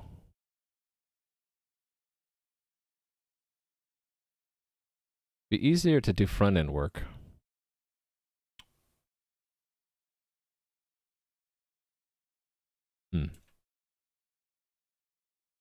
Oh, check this out. If I said everyone...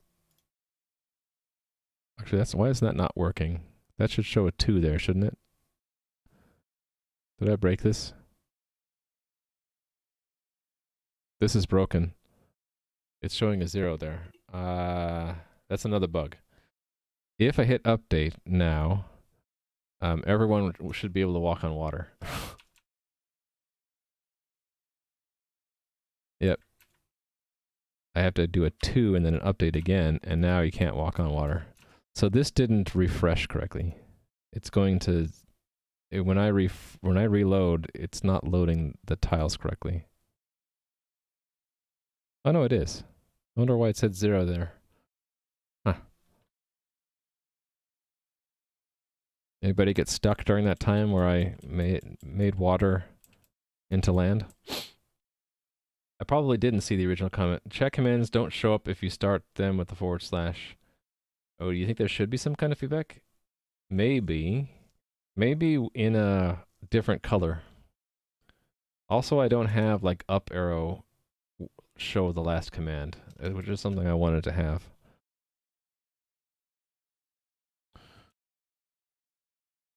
All right.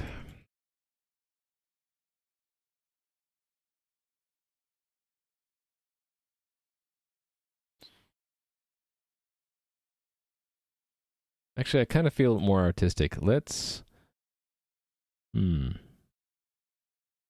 I bring in a new tile set and add some decoration? I should be able to do that. Let me make... So this bug still exists where if I hit that, I don't see it until I reload. Here it is. And then... since I feel artistic, let me pull up a sprite. Yeah, I wish you had a weapon. Let me pull up a sprite and look at my tile sets again and see if I can maybe bring in more art. So, tiles.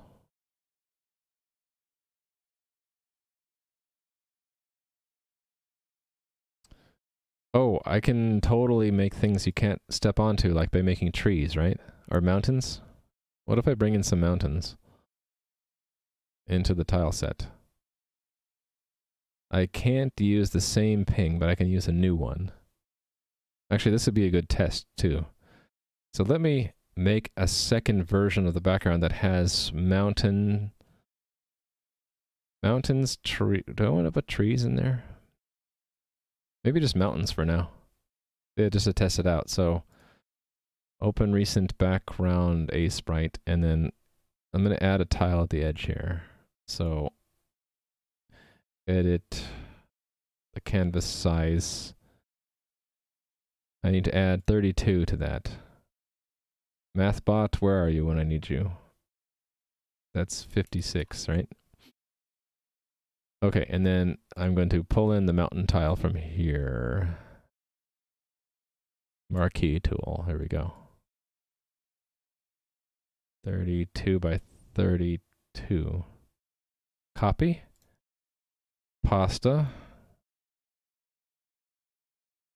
There we go. I have an extra tile. Let's save this as... I can save... Actually, I can just hit save. Well, thanks for the follow. Limka?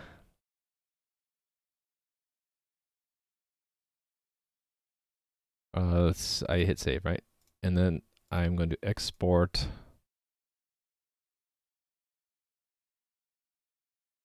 Do I want to overwrite the other file? I think it's okay as long as I number it when I put it to AWS. So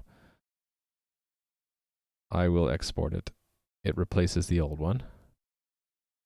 And then let me put that into... I'm not going to use this new tile set yet. I'm just going to add mountains to the existing tile set. This will be a good test anyway. So I'm going to my shell. I'm going to find that file. Background. So I'm going to do AWS S3, copy the background ping to S3. We'll call it background 2 ping.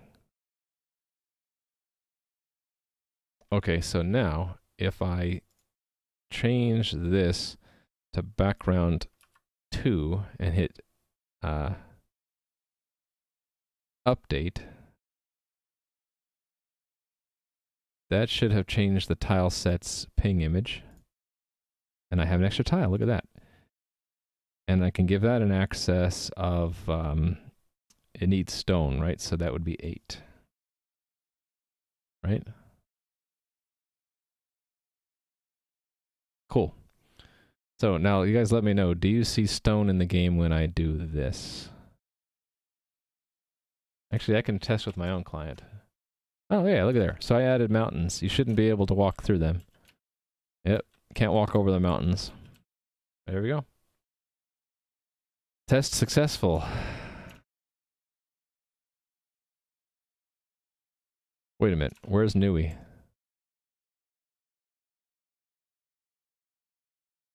I don't see Nui. Where are you, Nui? Where did Nui go? Fine, Nui.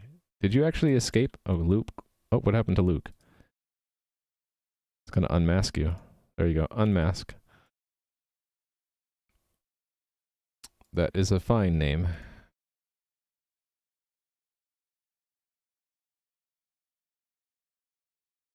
Who did you see jump? Eventually, can I let players farm the realms like Stardew Valley? Sure, why not? What happened to Nui? How did Nui get out of the world? I need a command to, like, find where people are. Nui is still logged in, right? Yeah, so where did Nui go? Where'd you go, Nui? How come I don't see you anywhere on the map?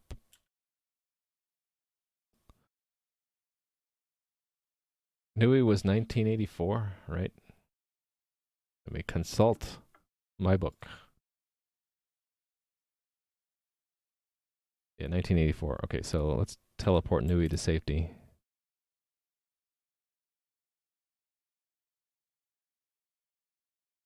There you are. Oh, I know what happened. Your script to walk was still walking when I temporarily made water not and when I made water navigable again. You managed to escape during that short period of time. Yeah, that's what happened. When you move too fast, you get disconnected. Yeah, that's a known problem. Oh, we have a new player. Killaroo. Yeah, so don't hit the movement keys too quick because I haven't tuned it yet. There's a cap, a rate limit to how quickly you can send the server information. And that's so that if people were to try to attack the server by just sending constant stream of bytes, that it would block them. So I just haven't tuned. I need to tune it so that normal players can't hit that when they move around. But bots can, but I don't permit bots to overwhelm the server with requests, if that makes sense. There was a hole I didn't seal. Oh, did you escape while the hole was open? Could be. Killaroo is a beggar, apparently. That icon was supposed to be for a beggar, like in the Ultima series. Especially Ultima 4. The beggars were cool NPCs because you could give them like 1 gold piece and get sacrifice points for it. The bridge disappeared? Really? So you found a bug? I wonder what would cause that. Let me go over to a normal character.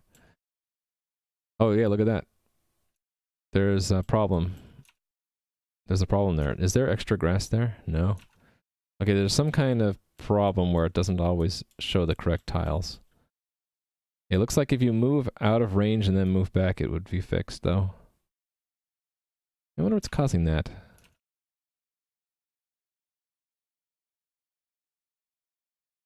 Oh, if we could reproduce that, that'd be great. Oh, did I screw up here?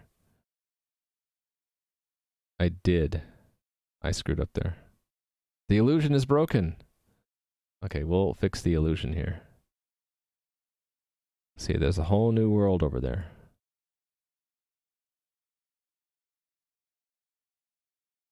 Oh, and there's a hole there. Actually, let's add a mysterious mountain down there. Oh, you see that problem? It shows 0 there. If I refresh, it'll fix that. That should have been an 8, right? 8, yeah. So there's some bugs still I need to work on. Can you have a magic carpet, please? What I would end up doing is giving your character the capability to go over water and mountains and stuff like that. So I don't have a command for that right now, but I could add that. Why do people disconnect when walking too quick? It's a rate limit that I haven't tuned yet. Like I was explaining a bit ago, every time you hit a movement key, you're sending a message to the server, and I can show that here in the debug tools for Chrome. I have to reload to see that. So every time I move, you see the green message? That is counted, number of movements per second. If you were to spam these keys too quickly, you get disconnected. In fact, let me demonstrate that. I just spam the keys. I'll get disconnected. There we go. I got disconnected. It'll reconnect usually, but that's only if you're lucky. Because when you get disconnected, you're actually timed out from that server for a minute. So if you were to get disconnected from all 3 servers, you would not be able to play. But it's not on purpose, Killaroo. It's totally a mistake on my part. I haven't tuned it. Even if you spam the keys, it shouldn't disconnect you, because what it should be doing in the real game client is having a cooldown in the front end, so that it can't even it won't even try to send. And then on the back end, I should probably also relax the rate limit a bit, because it's probably way too aggressive right now. Because I had really no way to know in advance like how many messages we'll need to send the server. And now I know that it's at least 2. One when you press the movement key, and the other time when you release it. So yeah, my apologies if you get disconnected too much. Let me add some mountains somewhere. I think we need some mountains around Rally Monkey so he can't escape. That sounds good to me. Let's put a little pocket here. There we go. I can move over mountains just fine. Look at me. Okay, let's put some mountains here. Alright, enjoy your time in jail, Rally Monkey. We'll let you escape now. There we go. And fix the land here. I don't have an undo, also. Rally Monkey enjoyed his time so much he's still sitting there. Okay, let me do a head count here. There are 7 players on 1, 2, 3, 4, 5, 6, 7. Okay, good. This looks strange to me. Let's fix that a little bit like that.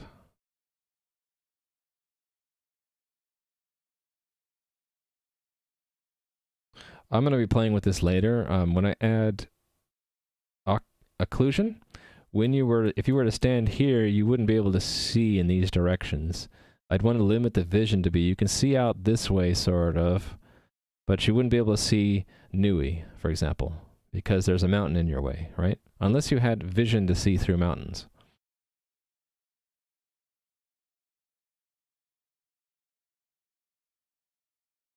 Okay. Let me make sure I didn't forget to do a git check-in.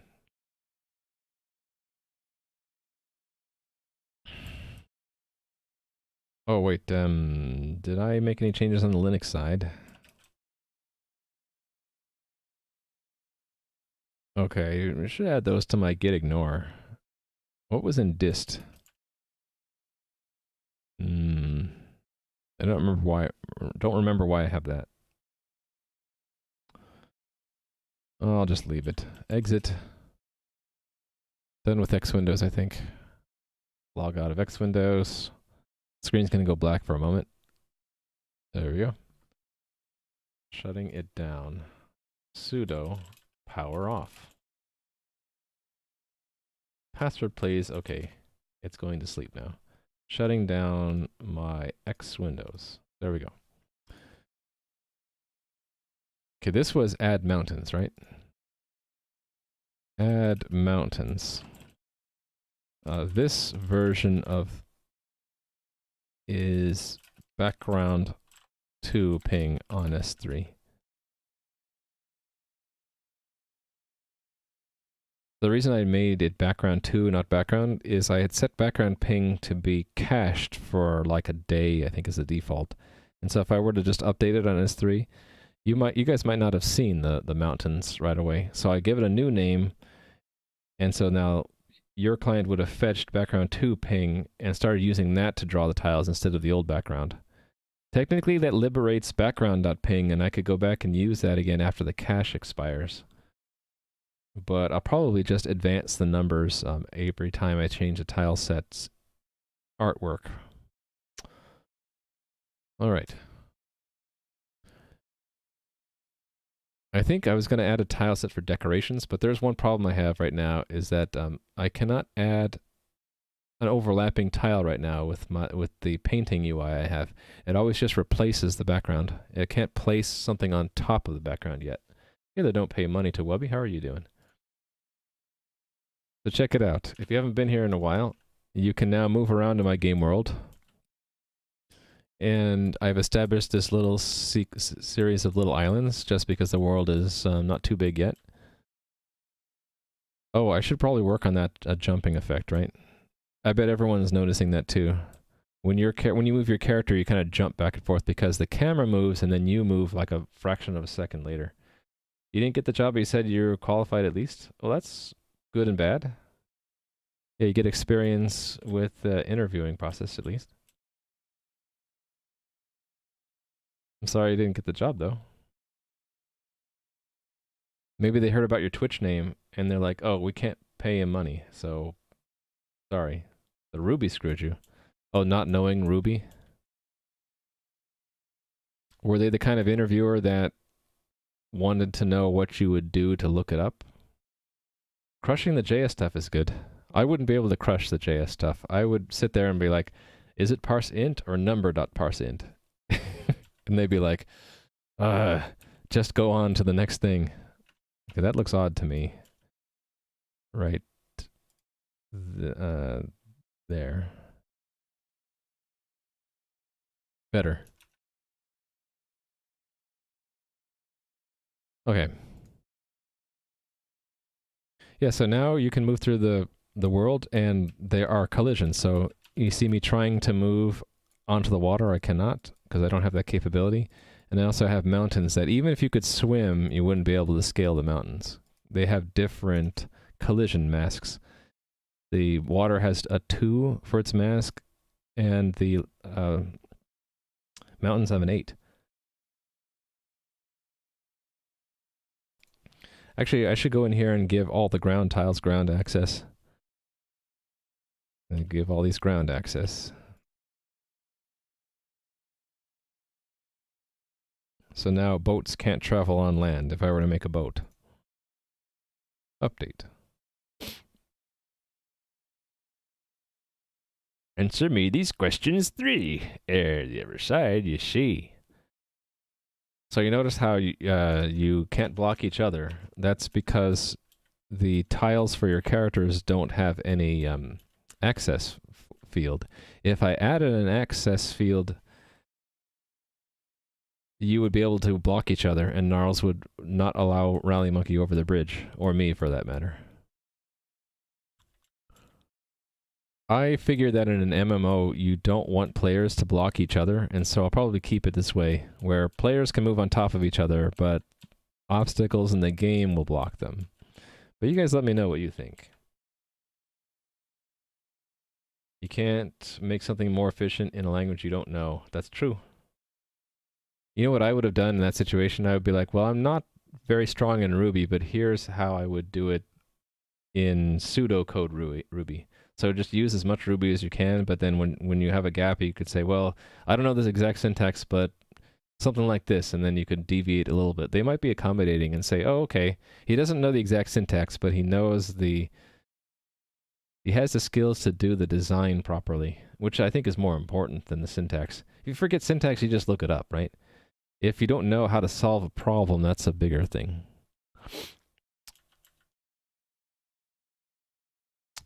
I only have 10 minutes left, so maybe I'm just going to be wandering around in my world and chatting for a while.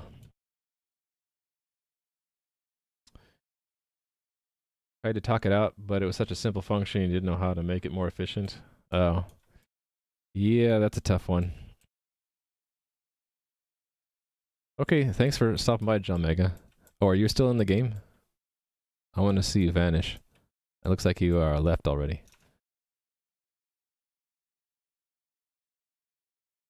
Literally a range 1 to 100, and there was a reduce on it that just added all the numbers. Oh, right.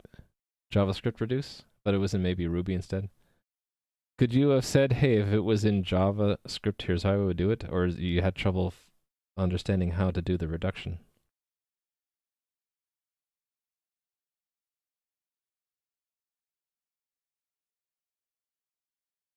Cool. All right.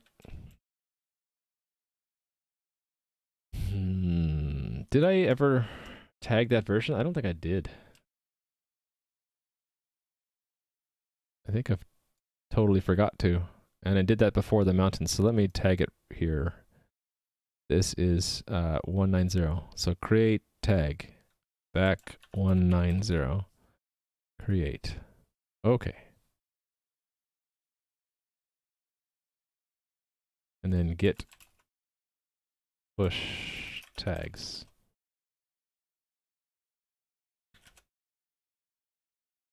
You don't know how to make addition more efficient? Oh, they were asking for like an algorithmic design, like mathematically how you would calculate it without going through all the numbers, something like that, right? Oh, I see. Yeah, like Ruby might have something built in that does it for you more efficiently. Yeah, I get it. I don't know. I don't know if I don't know if that's a fair question an interviewer should ask, unless they care. Do they? Trivia in general, like what is the use in asking an interviewee trivia questions? It's like they either know it or they don't, and if they don't know it, you don't know why they don't know it. They might just not know it because they're not into trivia, or they're not the kind of person who memorizes all the little details. It might be a great interviewer, or it might be a great coder, and just can't hold it in their mind. That's like me. And I'm constantly looking things up. I'm horrible at trivia. There we go. Could be that. Rally Monkey. Watch this. I want to go there, right? I have help from a friend here. Oh, you want to go to that little island? Well, there's actually nothing there. But if you did, it is at minus 1915. So you are entity 1983. 983. Go to negative 1915. Oops, I typed it in wrong.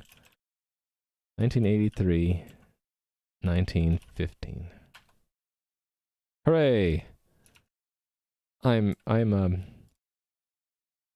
magically teleported to a new land. I can't. Oh, I'm outside the zone of now. I can't get back. Help! Okay, fine. ECSTP 1983 to the middle of the map. There you go. I am rescued. I think I will keep 00 as a convenient place. I might even build that into the game where if you get stuck, you'll get teleported to 00 in the default zone and you'll just end up here, and this will be some kind of starting zone of some kind. Hacks? Yeah. There are a couple other things I want to do. I want the admin tile to be special. I want the nameplate to be special. I want to I want the world to tremble every time I make a step. No, I'm just kidding. But all the things that would be cool to do, and they all take time.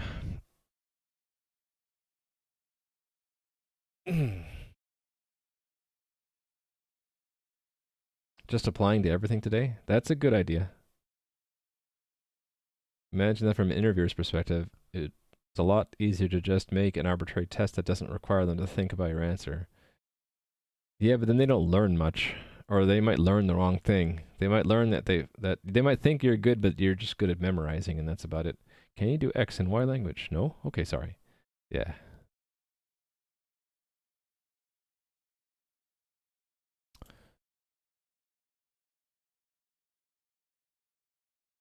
I could work on a little bit of the artwork here. I've been meaning to turn that into a better looking gear. Maybe I could do that. I don't know why I feel like I'm in an artistic mood, but I am. Open assets settings. Let me work on this little guy. I think the problem is I made the teeth too big and I didn't put a center spoke for it. So let me work on this a bit. Let's do some mirroring at least. I think I just need to make it bigger like that.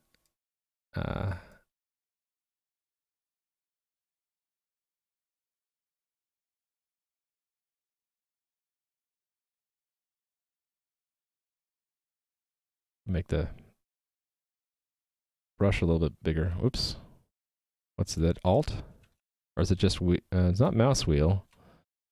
What's the key to make I thought there was a way to make the brush bigger. Oh, there it is. Got it. Okay. Figured it out. Oops.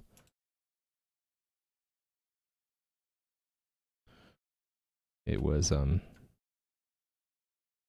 control. There we go.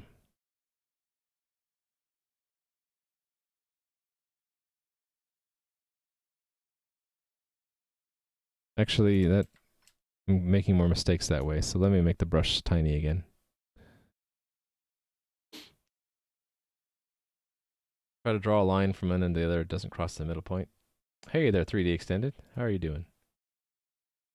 I finished up my work for today, so I've decided I'd try my hand at improving my pixel art a little bit. Pixel art. So it's that this thing that should look like a gear, instead it looks like a sunburst. But yeah, if you haven't seen the improvements to my game, check it out. You can now move around in the world. You can't move on water, and I added mountains. You can't step on the mountains. I'm not done with this stuff, by the way. I want it so that if you try to move on the water, it should tell you, like, you cannot move that direction, you can't swim, and then there should be some kind of audio feedback. The old Ultima games would make a little sound if you tried to move onto the water or onto a mountain. And I can do that. I need to learn a little bit of the audio stuff anyway. And I want the feedback to show up here for things that actually happen in the game. Like if you try to step on the mountain, it should say, you are blocked by mountains. And I haven't done that yet. So I'm not done, but I did work on that today. And that worked out really well. Okay, where's the preview window? That looks more like a gear, but it doesn't look very round to me.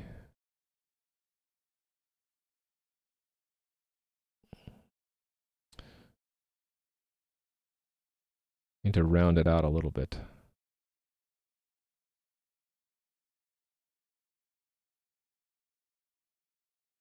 Like, that needs to be more flat there. And then some of these teeth are too big. Let's cut that shorter.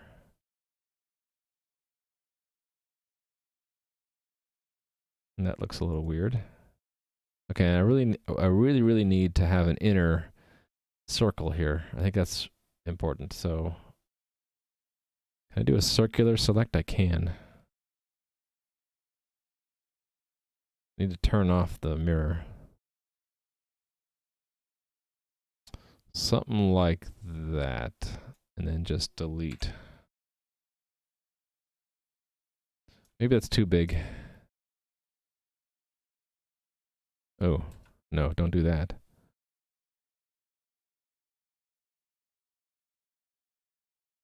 I don't know. Can I move it? There. How does the cut work? I thought it was just delete. Oh, no, that made a copy, didn't it? Oh, that works. But how do I just delete it? Oh, right-click removes from the selection? I'm not used to all the keys here. I thought delete would okay, there it worked. Does that look more like a gear? I think I still need to work on it a bit. Let's make this tooth shorter. Mirroring again. Even shorter, I think. I think that the teeth looking too long makes it look like a starburst and not a gear. That okay? No. I tend to get a little nitpicky doing this.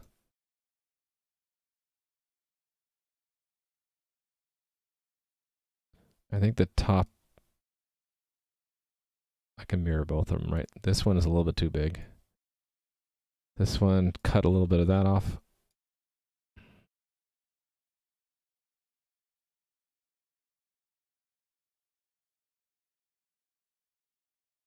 I wonder if I should scale the whole thing down a bit.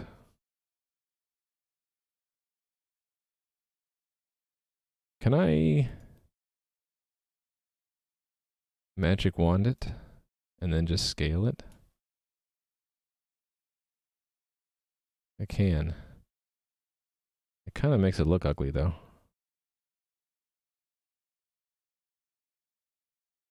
I could do that and then fix it up. Maybe that's what I'll do. And then fix it up here.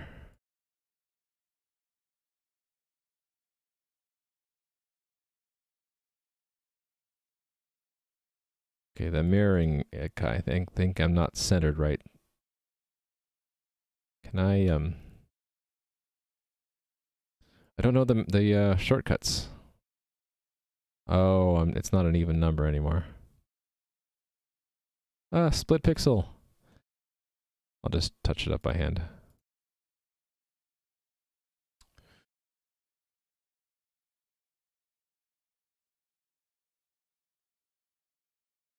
Yeah. It got uglified.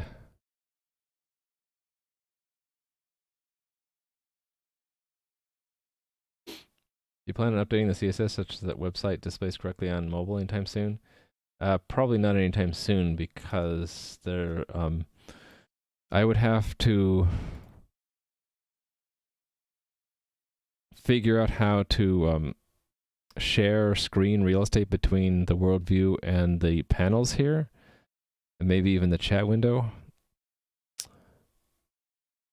I don't know how to do that. I don't know the best way to do that yet. I mean, what do you think? Should I think I'd have to scale down the world size to shrink it to at least, like, if this was the size for mobile, it would work for the chat and for the main world view, but then you wouldn't have access to the panels unless maybe these icons would be shown as an overlay here, and if you tapped one, it would show up on top. So I'd have to do that work, and I'm not sure how to do that yet. So that would probably be what, a week or two to do that, to figure that out. I don't know. I guess I just don't feel like motivated to do that yet. I should though, right? That's what you would do.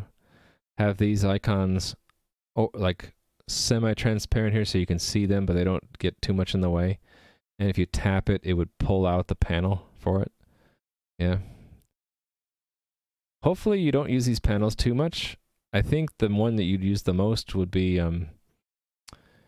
if you had your current status and your inventory and stuff like that. And that I could do with just like another kind of overlay that's always in a corner somewhere, right?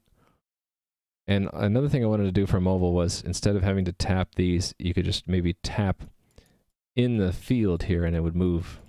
Then you can just tap and hold and it would be the same as tapping and holding down.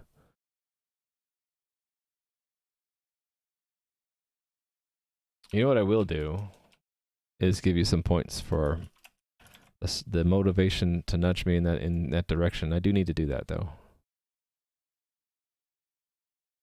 Is this gear looking better? I think it is. Let me see how it looks like in the test environment. So this is an export. Overwrite it. And then I just hit refresh here. It's a little too small now. Okay. So it's really at that scale I need to think of it at. So let me undo a bunch of times till I get back to where it was pre-scaled. There we go. Maybe that original scale is fine. Let me try it out. Save that. Export. Hold on. How come it says sprite sheet? Oh, it was the wrong menu. Okay.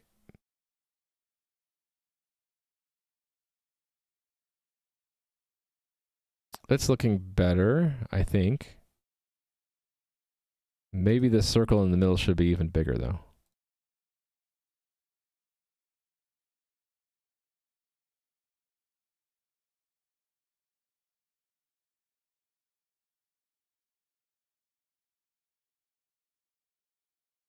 It's kind of cool that it automatically reloads.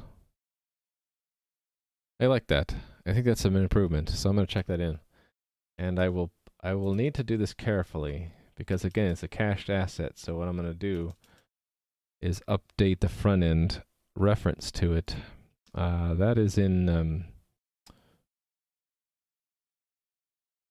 the panels, right? So views, panels. Actually, it's playing activity, I think. There's a graphic reference to it. Settings, here it is. So I'll make that settings 2. And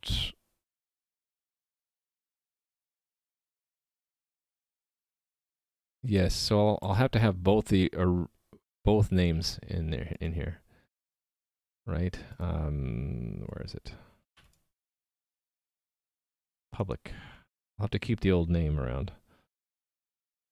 So I'll rename that to settings 2, and then I'll get it back from Git, the original one. Player console public git checkout settings.ping.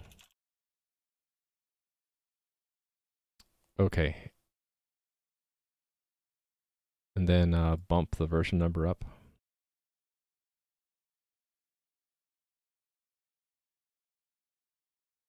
This is an extremely minor version. And then build it. Actually, I can send the asset out there right now, right? So do this.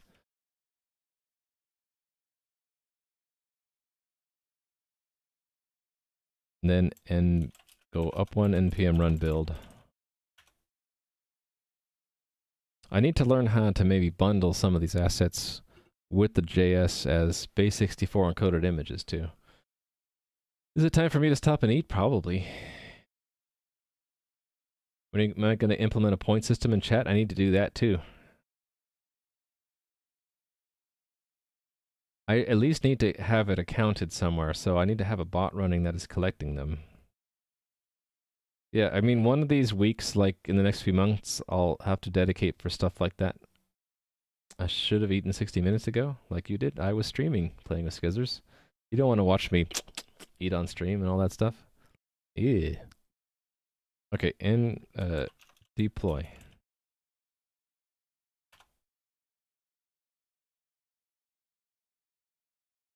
No, Rally Monkey, you can't do that. You've said that joke too many times now. I'll always remember that I do not owe you. All right, so now we should have an updated icon, right? If you refresh, there you go. So if you refresh, you get the nice gear now, which is no longer looking like a sunburst. Refresh here too. Yeah, looks a little bit better. I have to do some of that every once in a while, otherwise I'll never get to it. Let me go ahead and check it in.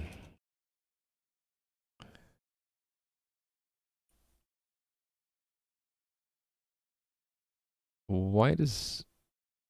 Oh, I did change that one, yes. I changed... Yes, okay, yeah, of course. So this whole thing goes together. This is update graphics for settings panel icon. And that is tag front 112.1, right? Yep. Get push tags and all that good stuff.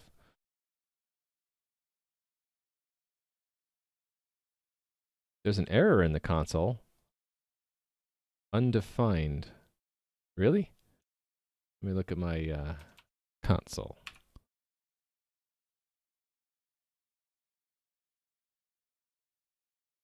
Ooh. Why are we getting that? What's causing that?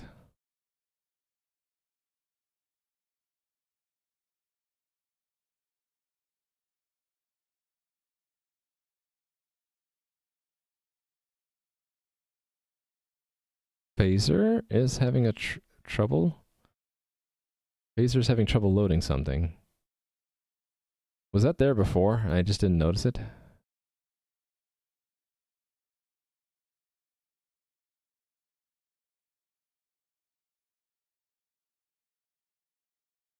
It's a texture image.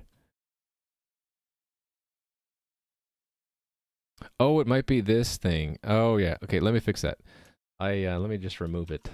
I had added I added a new tile set, but then I don't have an asset, so let me remove it.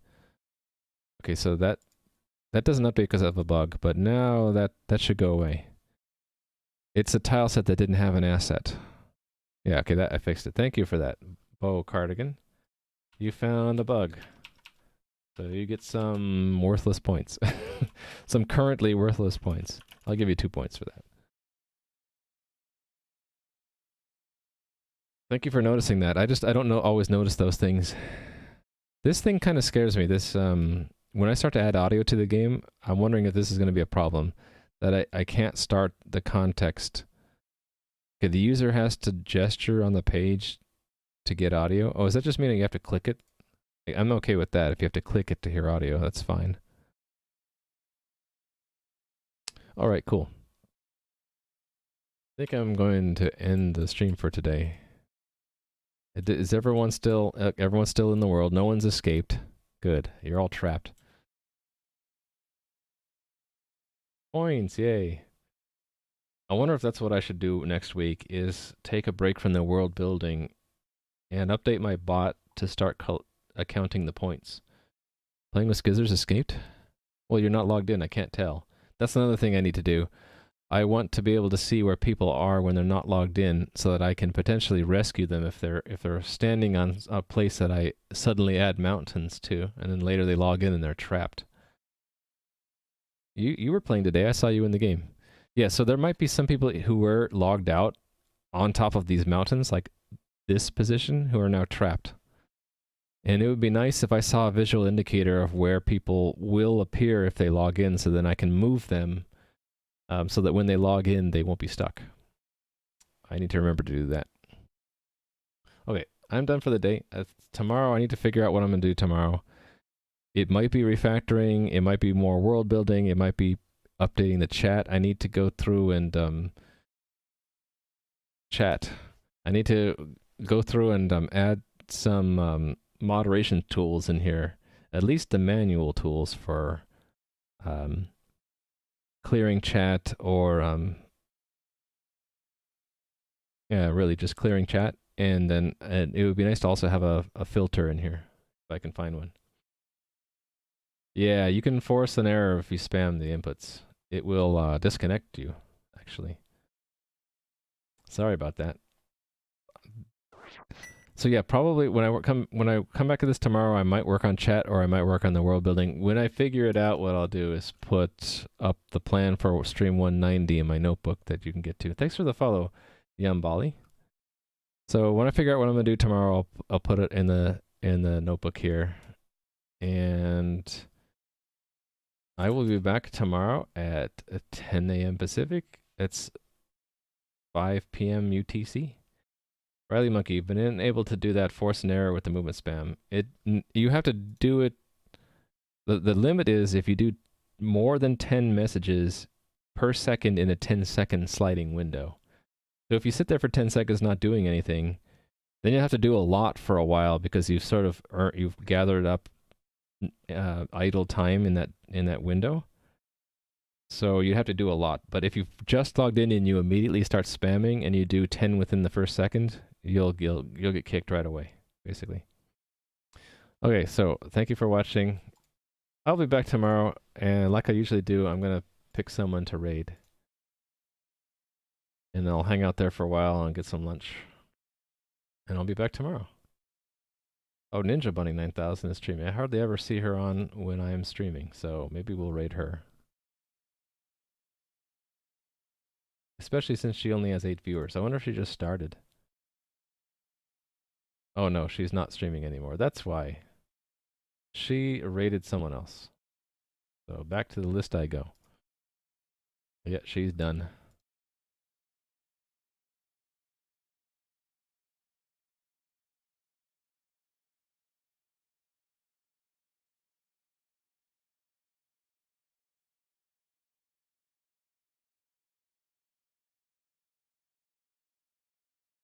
I'm indecisive. How about maybe Honest Dan? What's he doing?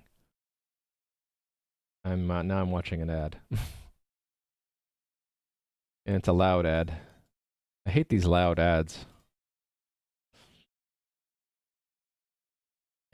Okay.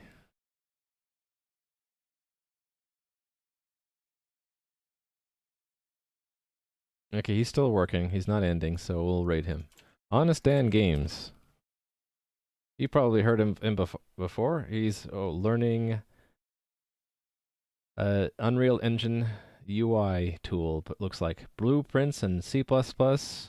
Beginner-friendly stream, apparently. So I hope you guys enjoy. I'll see you tomorrow. So have a pleasant rest of your day. I'll see you guys tomorrow. Thanks for watching. Bye.